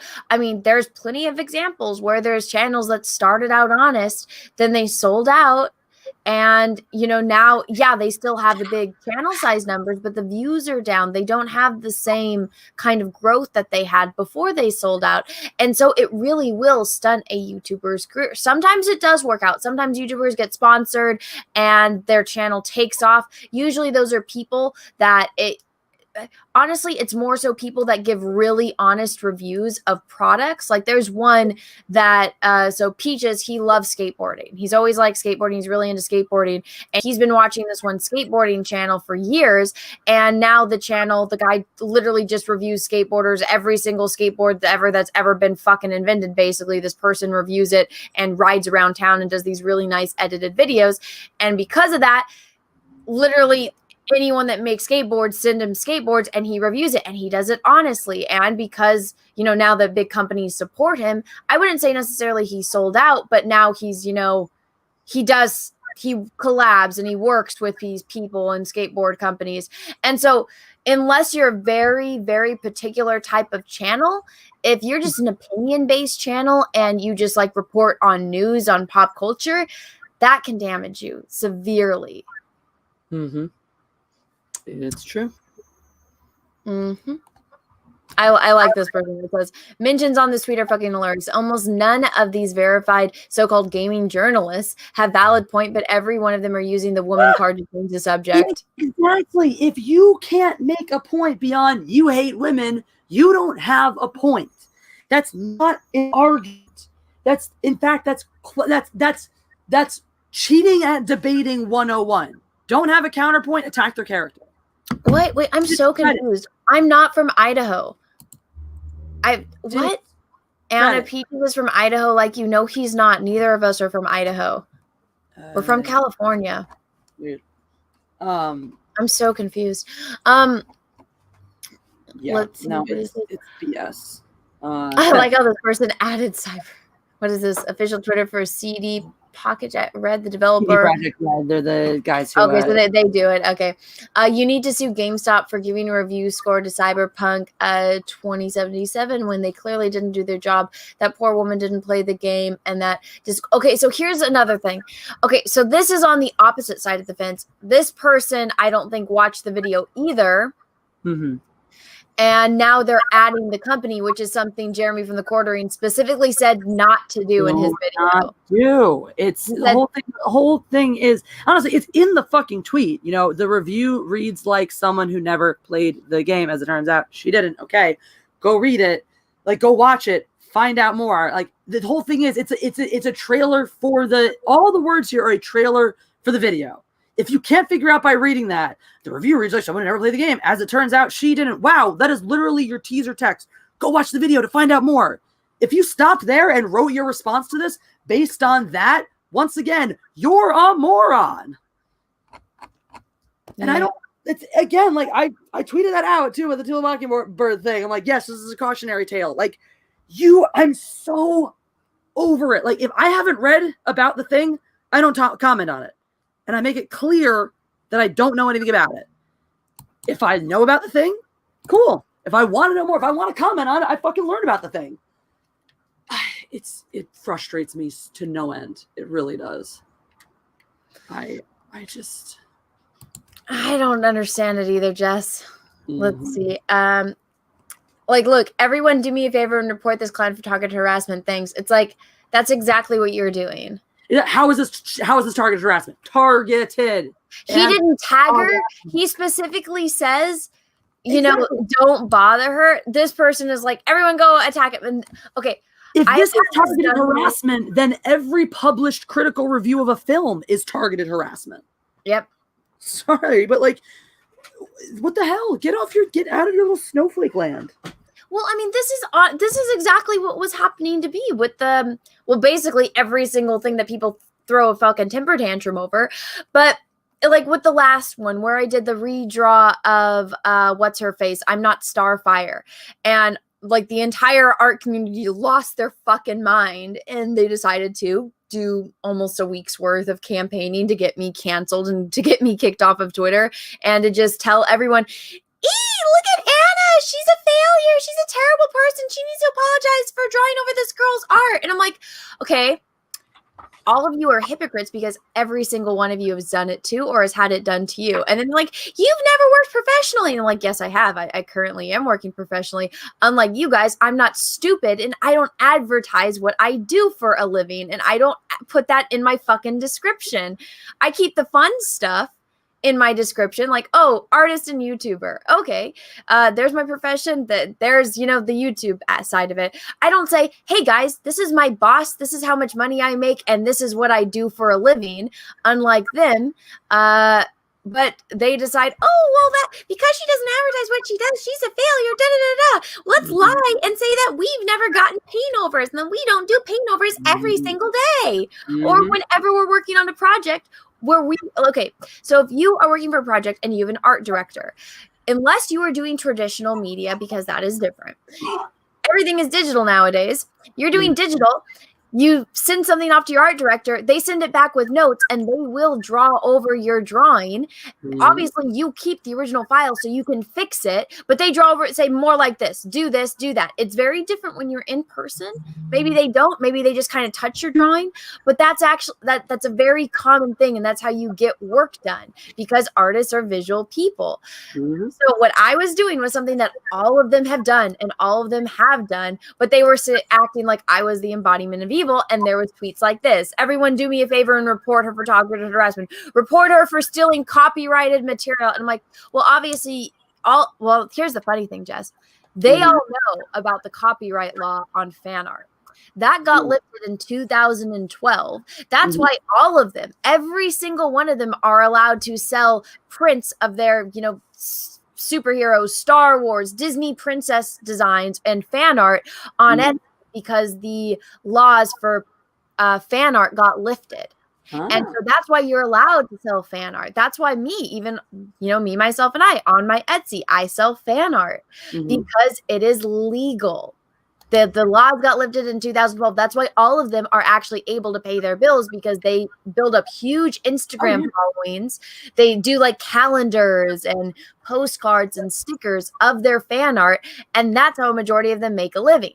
Beyond that, too, you didn't monetize this picture in any way. I did not. There's no argument to be had here, because you would have had to have made money off this picture in order for it to be copyright, and in order for me stealing someone's material. Well, even then, it would fall under the that would fall under fan art. The only thing that would actually, it would be a little bit tricky there, because I would have to change a little bit more to it. Correct. And if they did take me to court on it because I use the original, because I'm painting over, that's where it can get tricky. But I think I would have to do like a few more fixes, and then they would immediately lose. But yeah, it's just the way that they were arguing. It's like, well, first off, you guys are hypocrites. Second, you guys are trying to cancel someone. And then I did like a small video on the topic of it, and I didn't really talk about like me getting canceled, because it was when I first saw the whole thing about the This Is Not Starfire.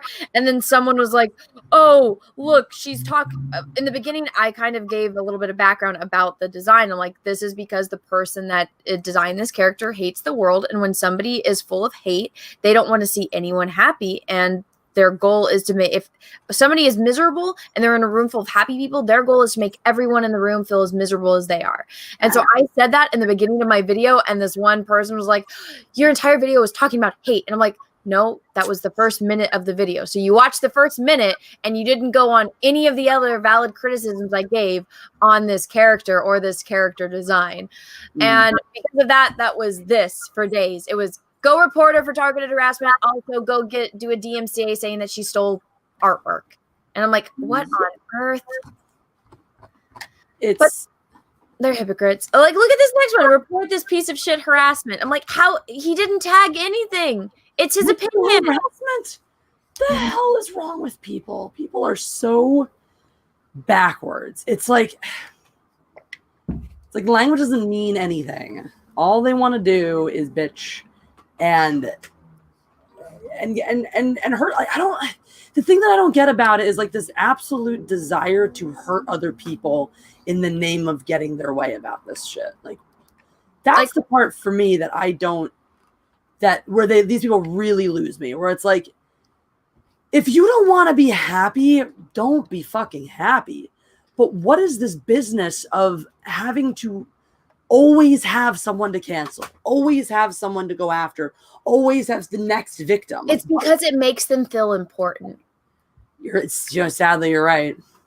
That's the sad thing. It's because some people are so miserable in their own pathetic existence and they don't want to acknowledge that they live this pathetic existence. And I mean, I feel like all of us have gotten to, I mean, hopefully you haven't had to, but it is a sad fact of life that we're all going to reach the lowest of lows at some point in our life. I actually was there, last year. My sister died, then my cousin died, and it was the worst year of my life. Yeah. Absolutely. And I have not had an easy life. I'm not trying to, try to highlight that too much, but it's like I was completely broken this time last year. The last sequel wannabe Star Wars movie was coming out, and I wasn't my channel is That Star Wars Girl, and I didn't make Star Wars videos. I was honestly having to, drag myself out of bed.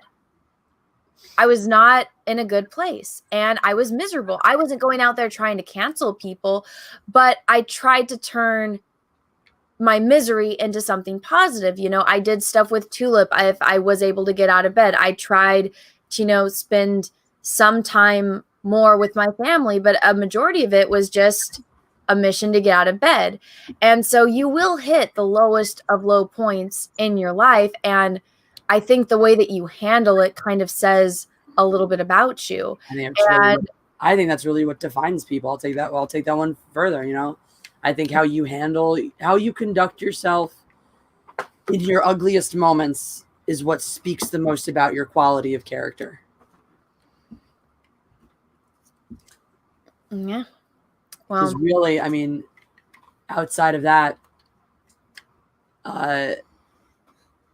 it's easy to be kind when things are good. It's people lash out when they're hurt. People lash out when they're angry. It's the people, I think, who can still be graceful in their pain, and still be gracious in their pain, and keep perspective and remember. It's very easy to forget that you're not the only person on the planet. When you're hurting and stuff like that. It's the people who don't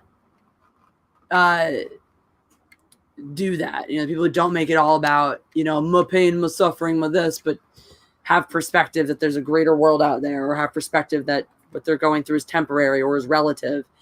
Those are the people who end up stronger for it and end up, not bitter. And then everyone else, it's exactly that. It's like, you forget you're not the only fucking person in the world. You're not the only fucking person who's hurting. You see a lot of people here. We've all had 2020. It's been 2020 for all of us. And yet there's some people out there who don't seem to realize that. Well, see, that I think 2020 is just amplified how terrible people are, because so there's this whole thing in the art community right now where it's like, post a picture of your art, like your workspace. And so all of these people that are coming out and trying to cancel me, they're all people that do freelance art, or if they do work at a company, they're probably working from home. They're probably miserable, and they live in studio apartments. And after going and seeing, because these are all people that I followed, that know me, that, we work in the same sphere, even though I'm actually antisocial, and I was doing the self-quarantine and the social distancing before it was mandatory.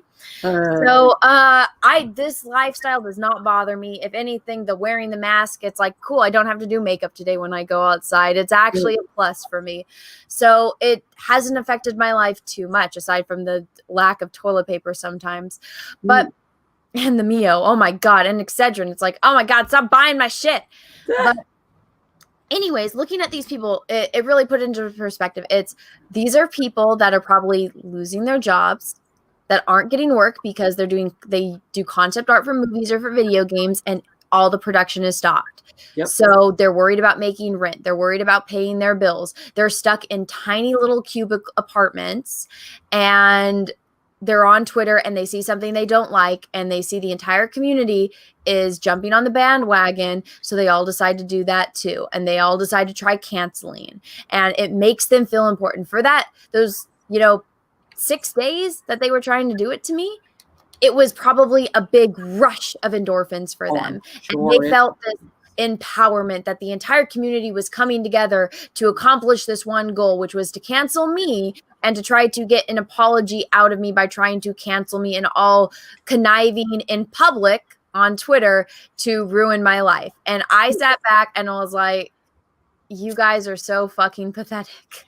No, thank you, assholes. Like, you guys can't touch me, but you're trying, and it's just sad. So after the fact, like when it was happening, it's like, oh my God, what the fuck? And then looking at it, it's like, it made me really feel bad for them. Like, I really pity these people. I know that they don't deserve it. They really don't deserve my pity, but that's how I feel about the situation. It's when people try to cancel another person, it's because they're so miserable in their own life. Yeah. And I was talking to another friend about it, and they're like, do you know who these people are? Do you know what they do every single day? And I'm like, well, I know who some of them are, but no, I don't know what they do every day. And my friend was like, yeah, but guess what? They all know what you do every single day, and they know every single tweet you put out. That's very true. And I'm like, yeah, it put it into perspective. I'm like, you know what? You're right.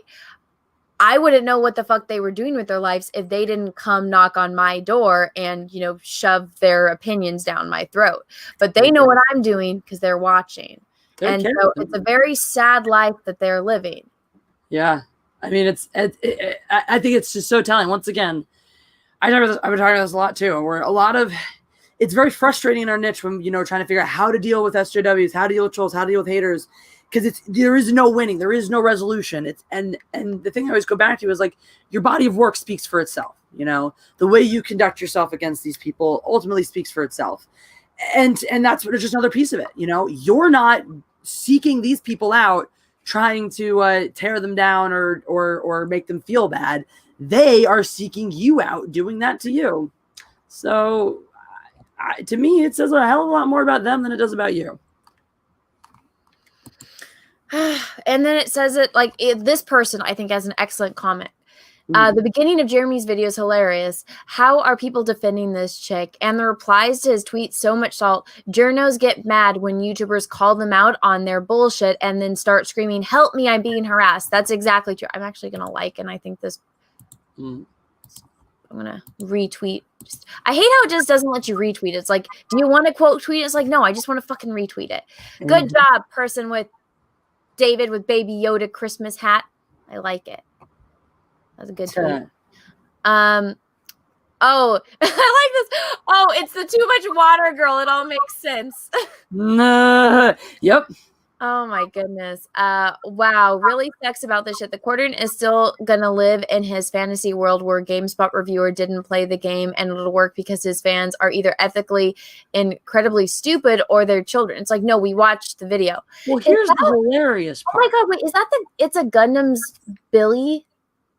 It is. That's supposed to be. So It's a Gundam has a little friend named Billy who's a puppet. That looks just like Billy in a Christmas hat. Oh, cool.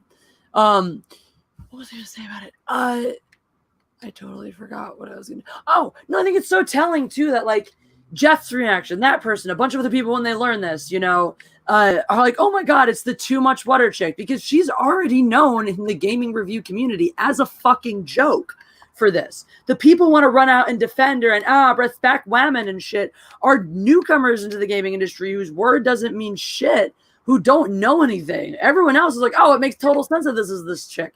She sounds just as ignorant as she always does. It's not like she's just popping out of nowhere and everyone's, no one's giving her a chance because she's a woman. No, she's put her foot in her mouth before. She's demonstrated before how ignorant she is when it comes to gaming and game reviews. So this is not people just coming out of the woodwork to hate on women. It's a woman who's has a track record of sounding like a moron. So people are telling her once again she sounds like a moron. The Leviathan, thank you. I'm going to read this because I like it. When they're miserable, why can't they just accept Anna as their Lord and Savior and watch her videos to make their lives better? I don't know. It would really make everything easier for them. Maybe that can be my new title because you have all these awesome titles. A lot of people keep saying, "Oh, Anna, you're the first lady of the fandom." And I'm like, no, because that implies that I'm married. And the only reason I got my position is because of the man I happen to be married to. It is a flattering title, don't get me wrong. But I very much like Anna as the Lord and Savior. Yeah. I just like being the God Empress. I know, you have like the best name. So I got to come up with something like kind of cool as well. And I think that Anna as their Lord and Savior, I like that one. Oh, the mindless mob provides. They gave me my blessed nickname, and I love it. Even as the beam of sunbeam or the human sunbeam, I can be the Lord and Savior. I like that because I think I would be a gray Jedi, but I guess I could kind of be a Lord of that. Yeah. Yeah, these are. I will be the Lord and Savior. I'm completely fine with that. Stand to be a Lord and Savior. I mean, God, the thing is, I don't need to be anyone's savior. I just need them to fear me occasionally. Well, I do. The Ewoks need help because sometimes people make fun of them. So I'll save the Ewoks and the Tribbles. That is very true. I support and the droids. I'll save them. I'll save the little ones. I'll save the little ones because I'm little, so I know what it's like to like have to worry about getting stepped on. So I'll do it. Reasonable. Let's see. What does this mean when it's like this? The TL semicolon DR / I'm a sexist piece of shit. What does that mean? Oh, TLDR means too long didn't read. That it's like to sum it up basically. So someone's trying to say that the only possible reason why Jeremy made this video. Too long didn't read. This is one of the shortest things I've ever seen. Are you that fucking lazy, Timothy?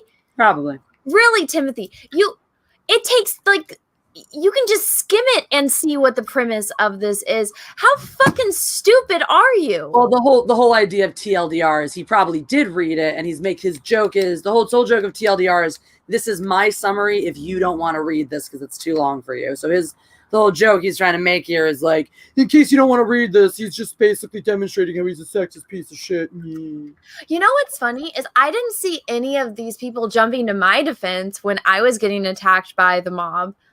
None of them called them sexist because they were all attacking a woman. Yeah, exactly. Where was it? Why? You can't have it both ways, right? You can't have, oh, Anna's this terrible, horrible, awful person. We hate her. She should die, blah, blah, blah. And, oh, we don't actually care what these women stand for, or what they've said or done, or how valid your criticism is or isn't. You're not allowed to attack them because they're women. Okay. Well, if they have immunity because it doesn't matter what they said or stand for or believe in, but they're women, then why don't we?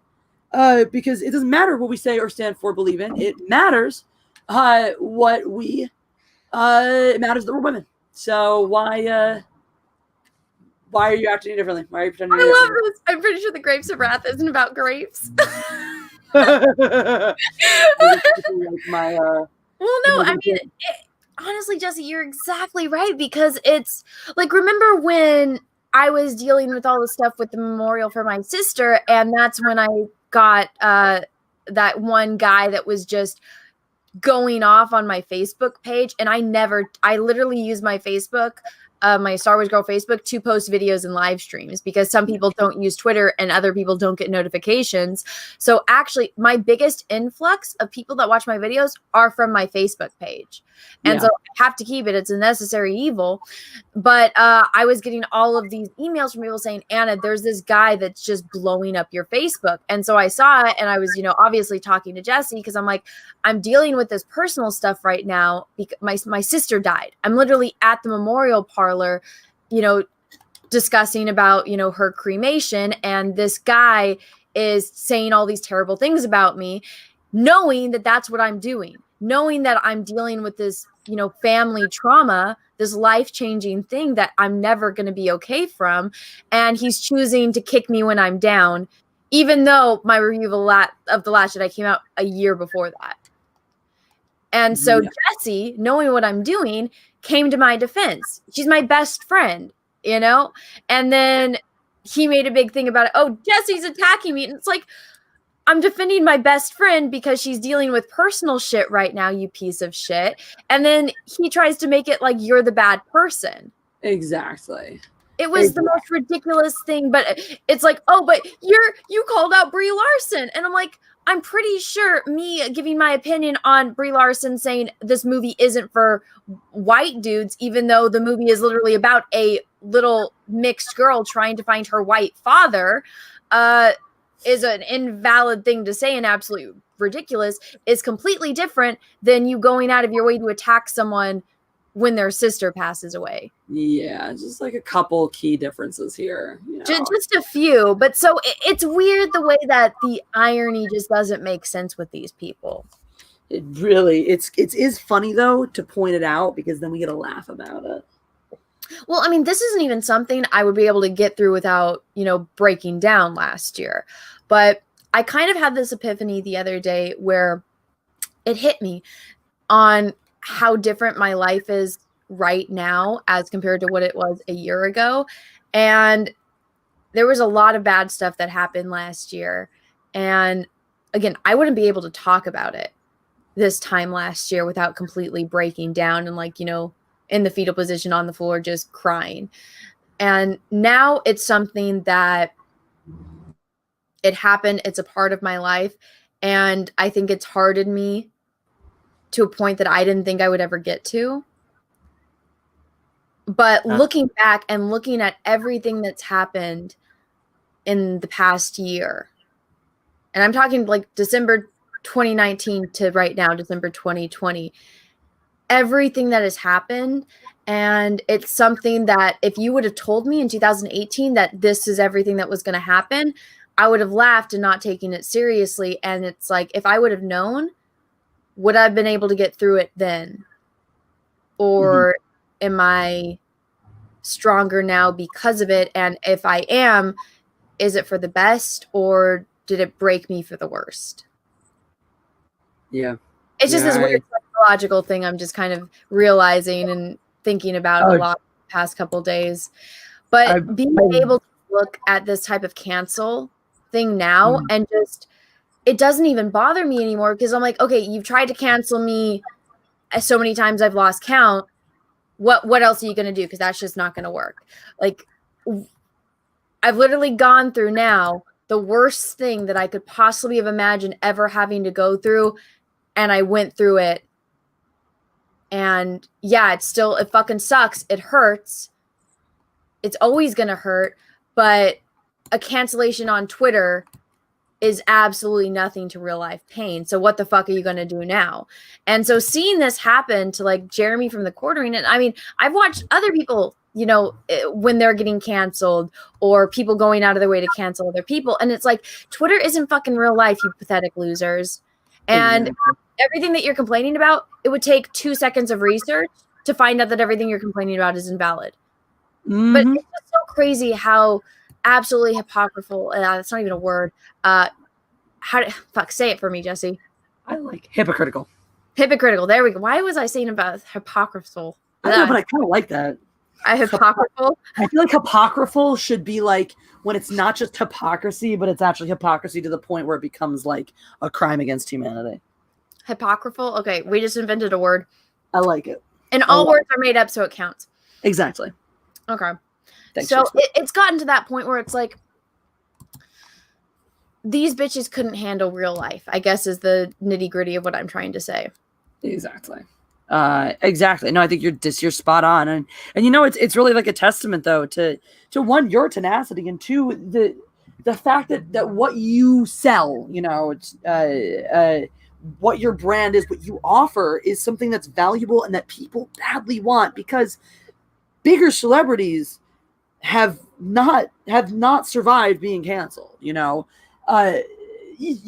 and the whole thing is it's not like we've been immune from that level of hatred too. The level of hate that goes after these celebrities, it's the same level of vitriol that comes after us. In fact, frequently disproportionate in terms of the strength of the vitriol to the strength of our channel or our followings relative to some of these bigger celebrities getting canceled. And some of those celebrities don't survive, and we're all still here, which is just a testament to the fact that we are saying something that people still want and need to hear.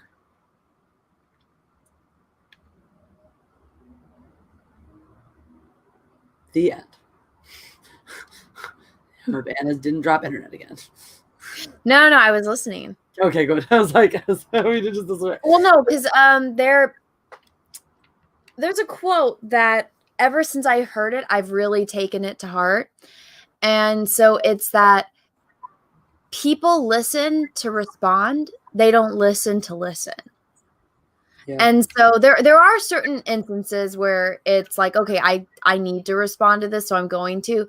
But there's other times, especially when you know a person very well and you can hear the tone in their voice, where it's like, this is important. I want to process everything that they say as they are saying it, so that way I can understand, as compared to just having a quick rebuttal or, a quick comment based on that. Yeah.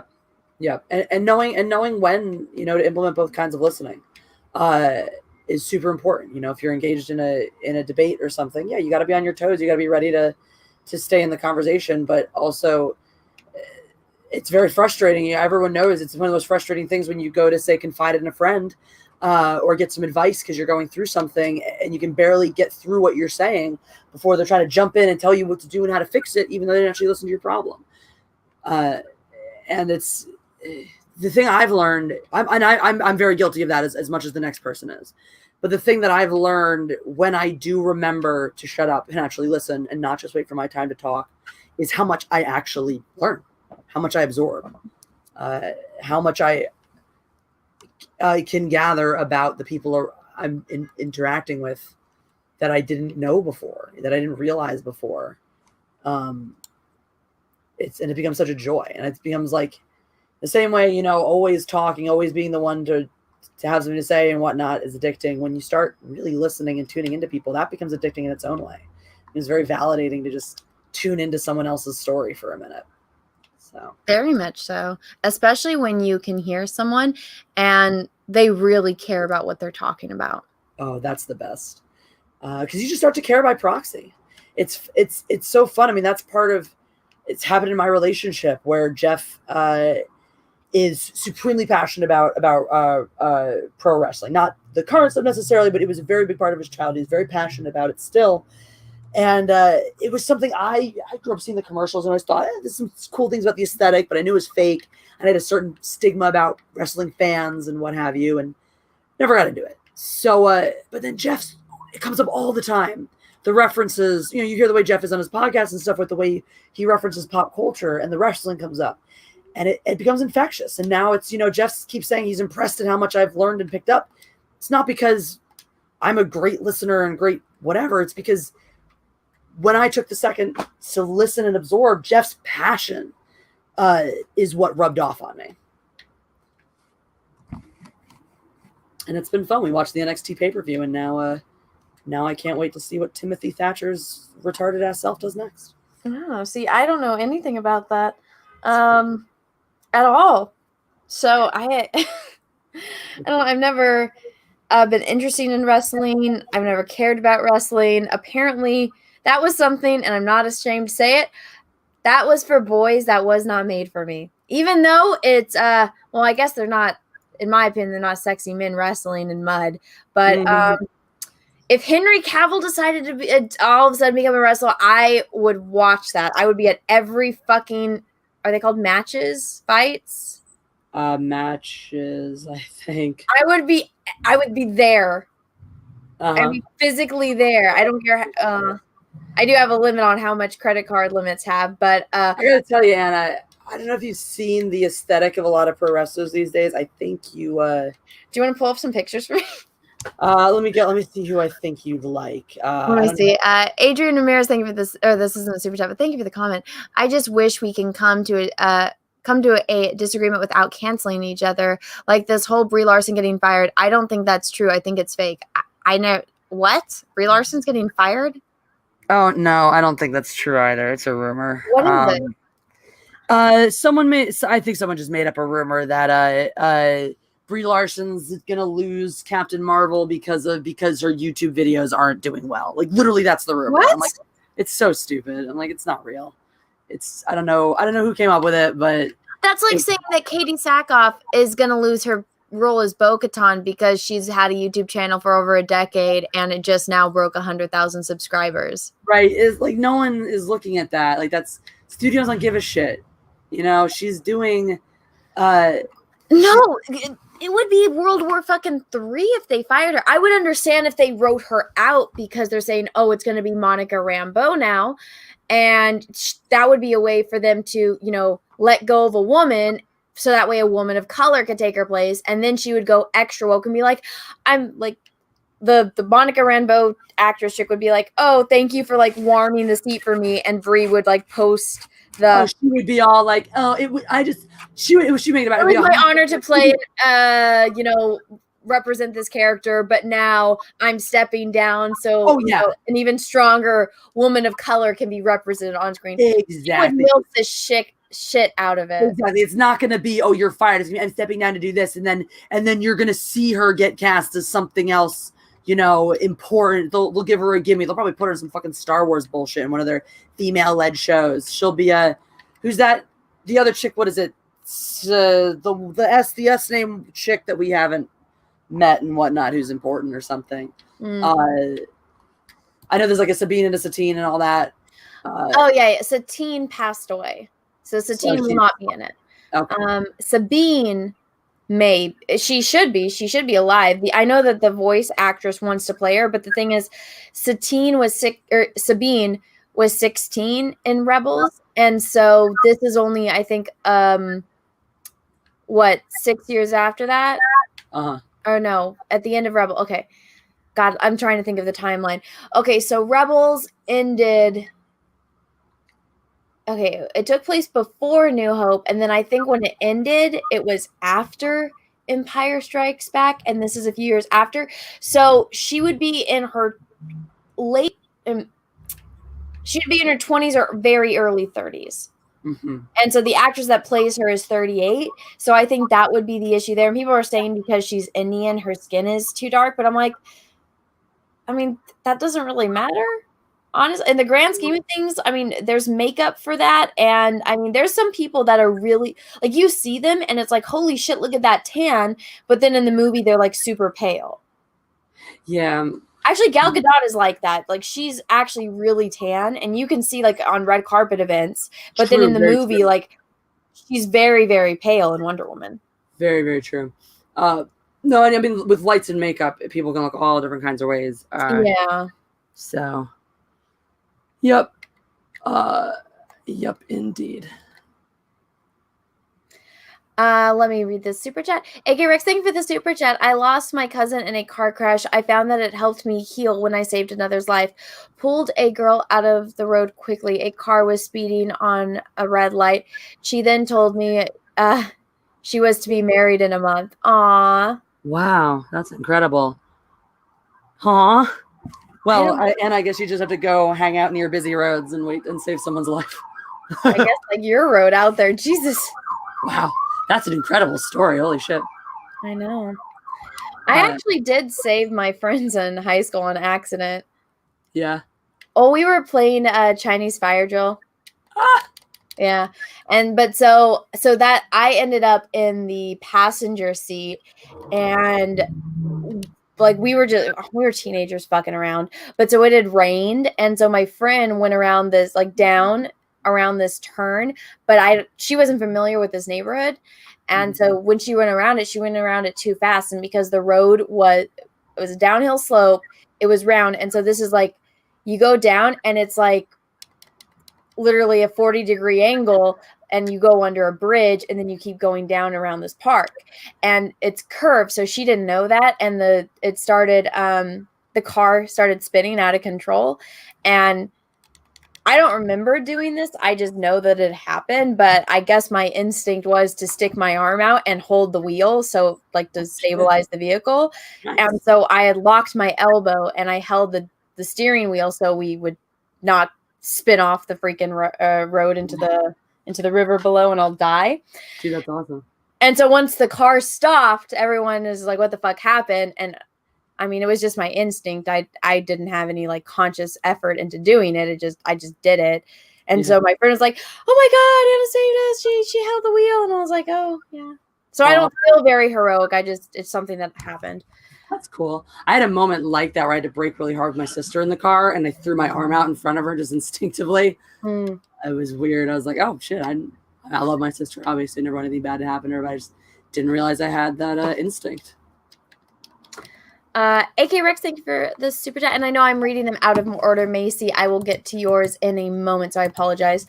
Macy, if you get a chance, watch the stream from last night, because I just read your card on it, and thank you for the birthday card so much. Aw. Yes. It's a good card. AK Rex, thank you for the super chat. Show SJWs their own mirrors. Frogs calling cardinals green, or hookers preaching chastity while making love to virginity sounds more sincere. Very true. Glenn, thank you for the super chat. I know I tell this every time. I enjoy watching the streams while driving 2 hours away to drop off my mom at the hospital 7 days a week, 24/7. Holy shit. I'm sorry. Long drive. That is a long drive. Well, I'm glad that it can bring you entertainment, and I hope that your mother starts doing better, so that way you guys don't have to do those drives. Macy Van Dusen, thank you for the super chat.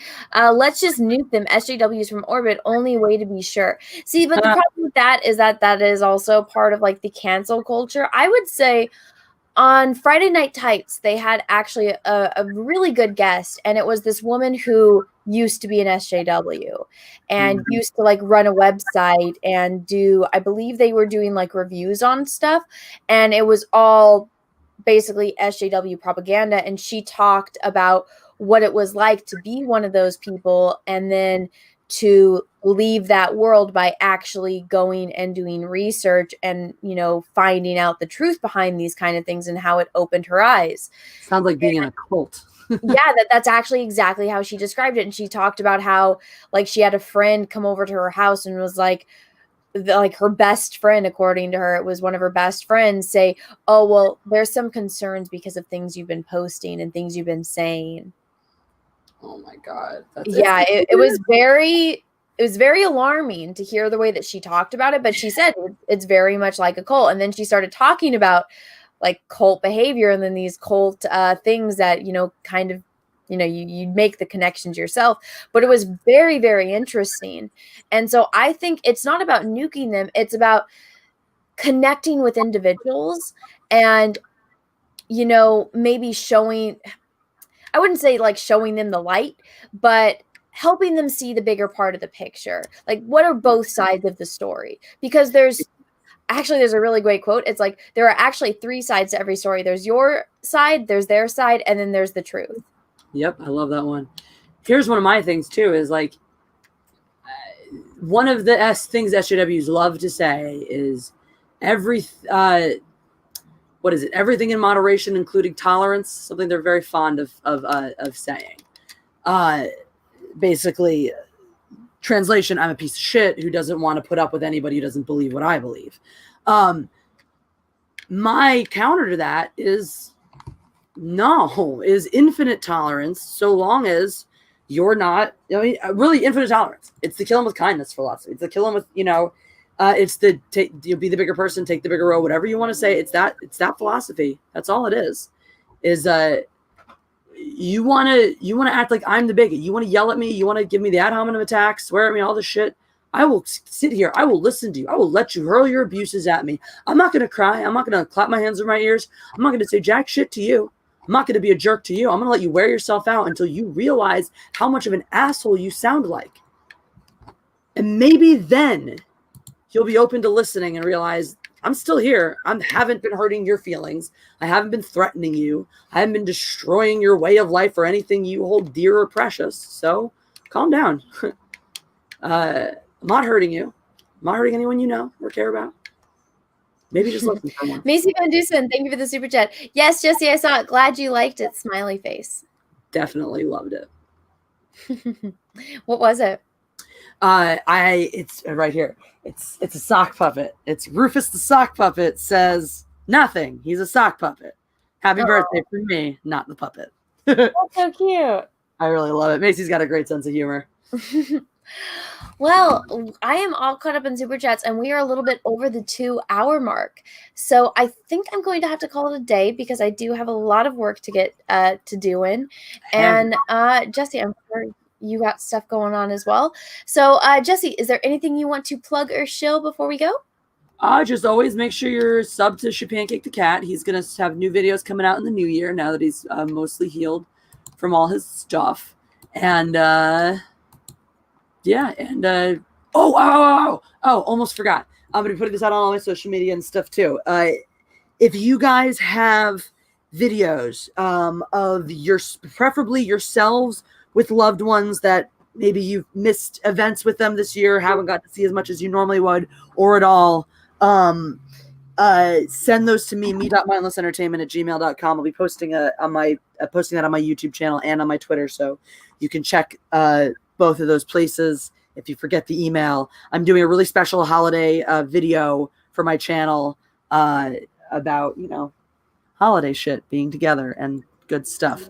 So if you want to be featured in that, if you want any of that, if you have videos, you don't have to be in them. If you've just been anybody that you've been missing this year, any videos you might have of friends or family that you've been missing more than usual, send them my way. I'm going to put them together in a compilation with some really cool pieces. So do that. Anyway, that's what I wanted to plug. Thank you. Also, someone in the Itachi Yuchicha says you missed a super chat from him. Oh, I did? Okay, so let me go back. Itachi Yuchicha. Oh, yes, I did. I apologize. You girls are awesome, Anna. You should play No, I read that one. You should play Kingdom Hearts and Lord of the Rings 3rd Age. Also check out Naruto and Naruto Shippuden top anime. Naruto, yeah. Naruto. Did you read that? I read that one. Yeah, okay. I read that one because then I said, yeah, if you guys are willing to sit there with me and backseat. Yeah. That was that game. Okay. Yep. Tight. But yeah, so if you have those videos, guys, me.mindlessentertainment@gmail.com. And if you forget that, I'll be talking about it on my show tomorrow night. And I'll be posted on my social media.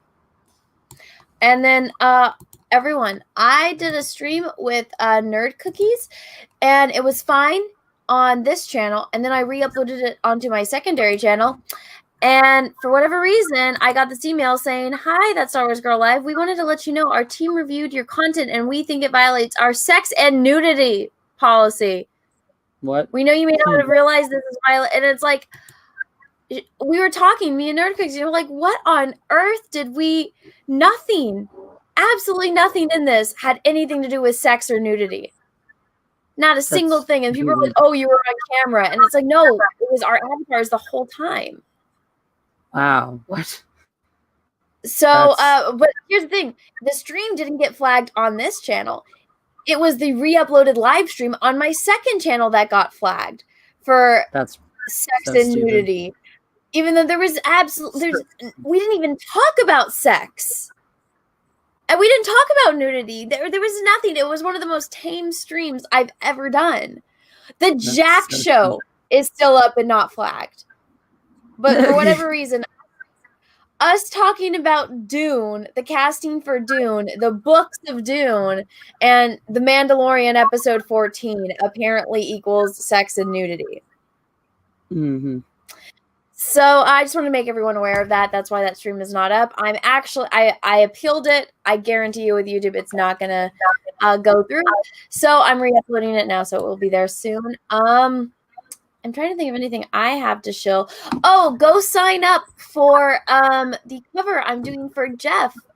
His comic Stealing Solo is doing a second run of it, and it's going to have a variant cover, which he and I have been talking about collabing on since Star Wars Celebration. And As Jeff's official manager now, I should inform you we are officially referring to this as the second chance to get Stealing Solo. That is our official language from the publisher. This is your second chance to acquire Stealing Solo with an all-new cover designed by Anna. That's Star Wars Girl. Also, tune into World Class Bullshitters tomorrow at 5:30, where Jeff will be previewing the exclusive High Council cover that you will only be able to get on the very first day. So if you want to take a quick look at that cover to make sure you are signed up and you are there when this campaign launches, which is going to be any day now, make sure you are tuned into World Class Bullshitters Project 5:30 tomorrow to a sneak preview of that. Make sure you're signed up. Be one of the very first people to see and secure your copy of Anna's original artwork.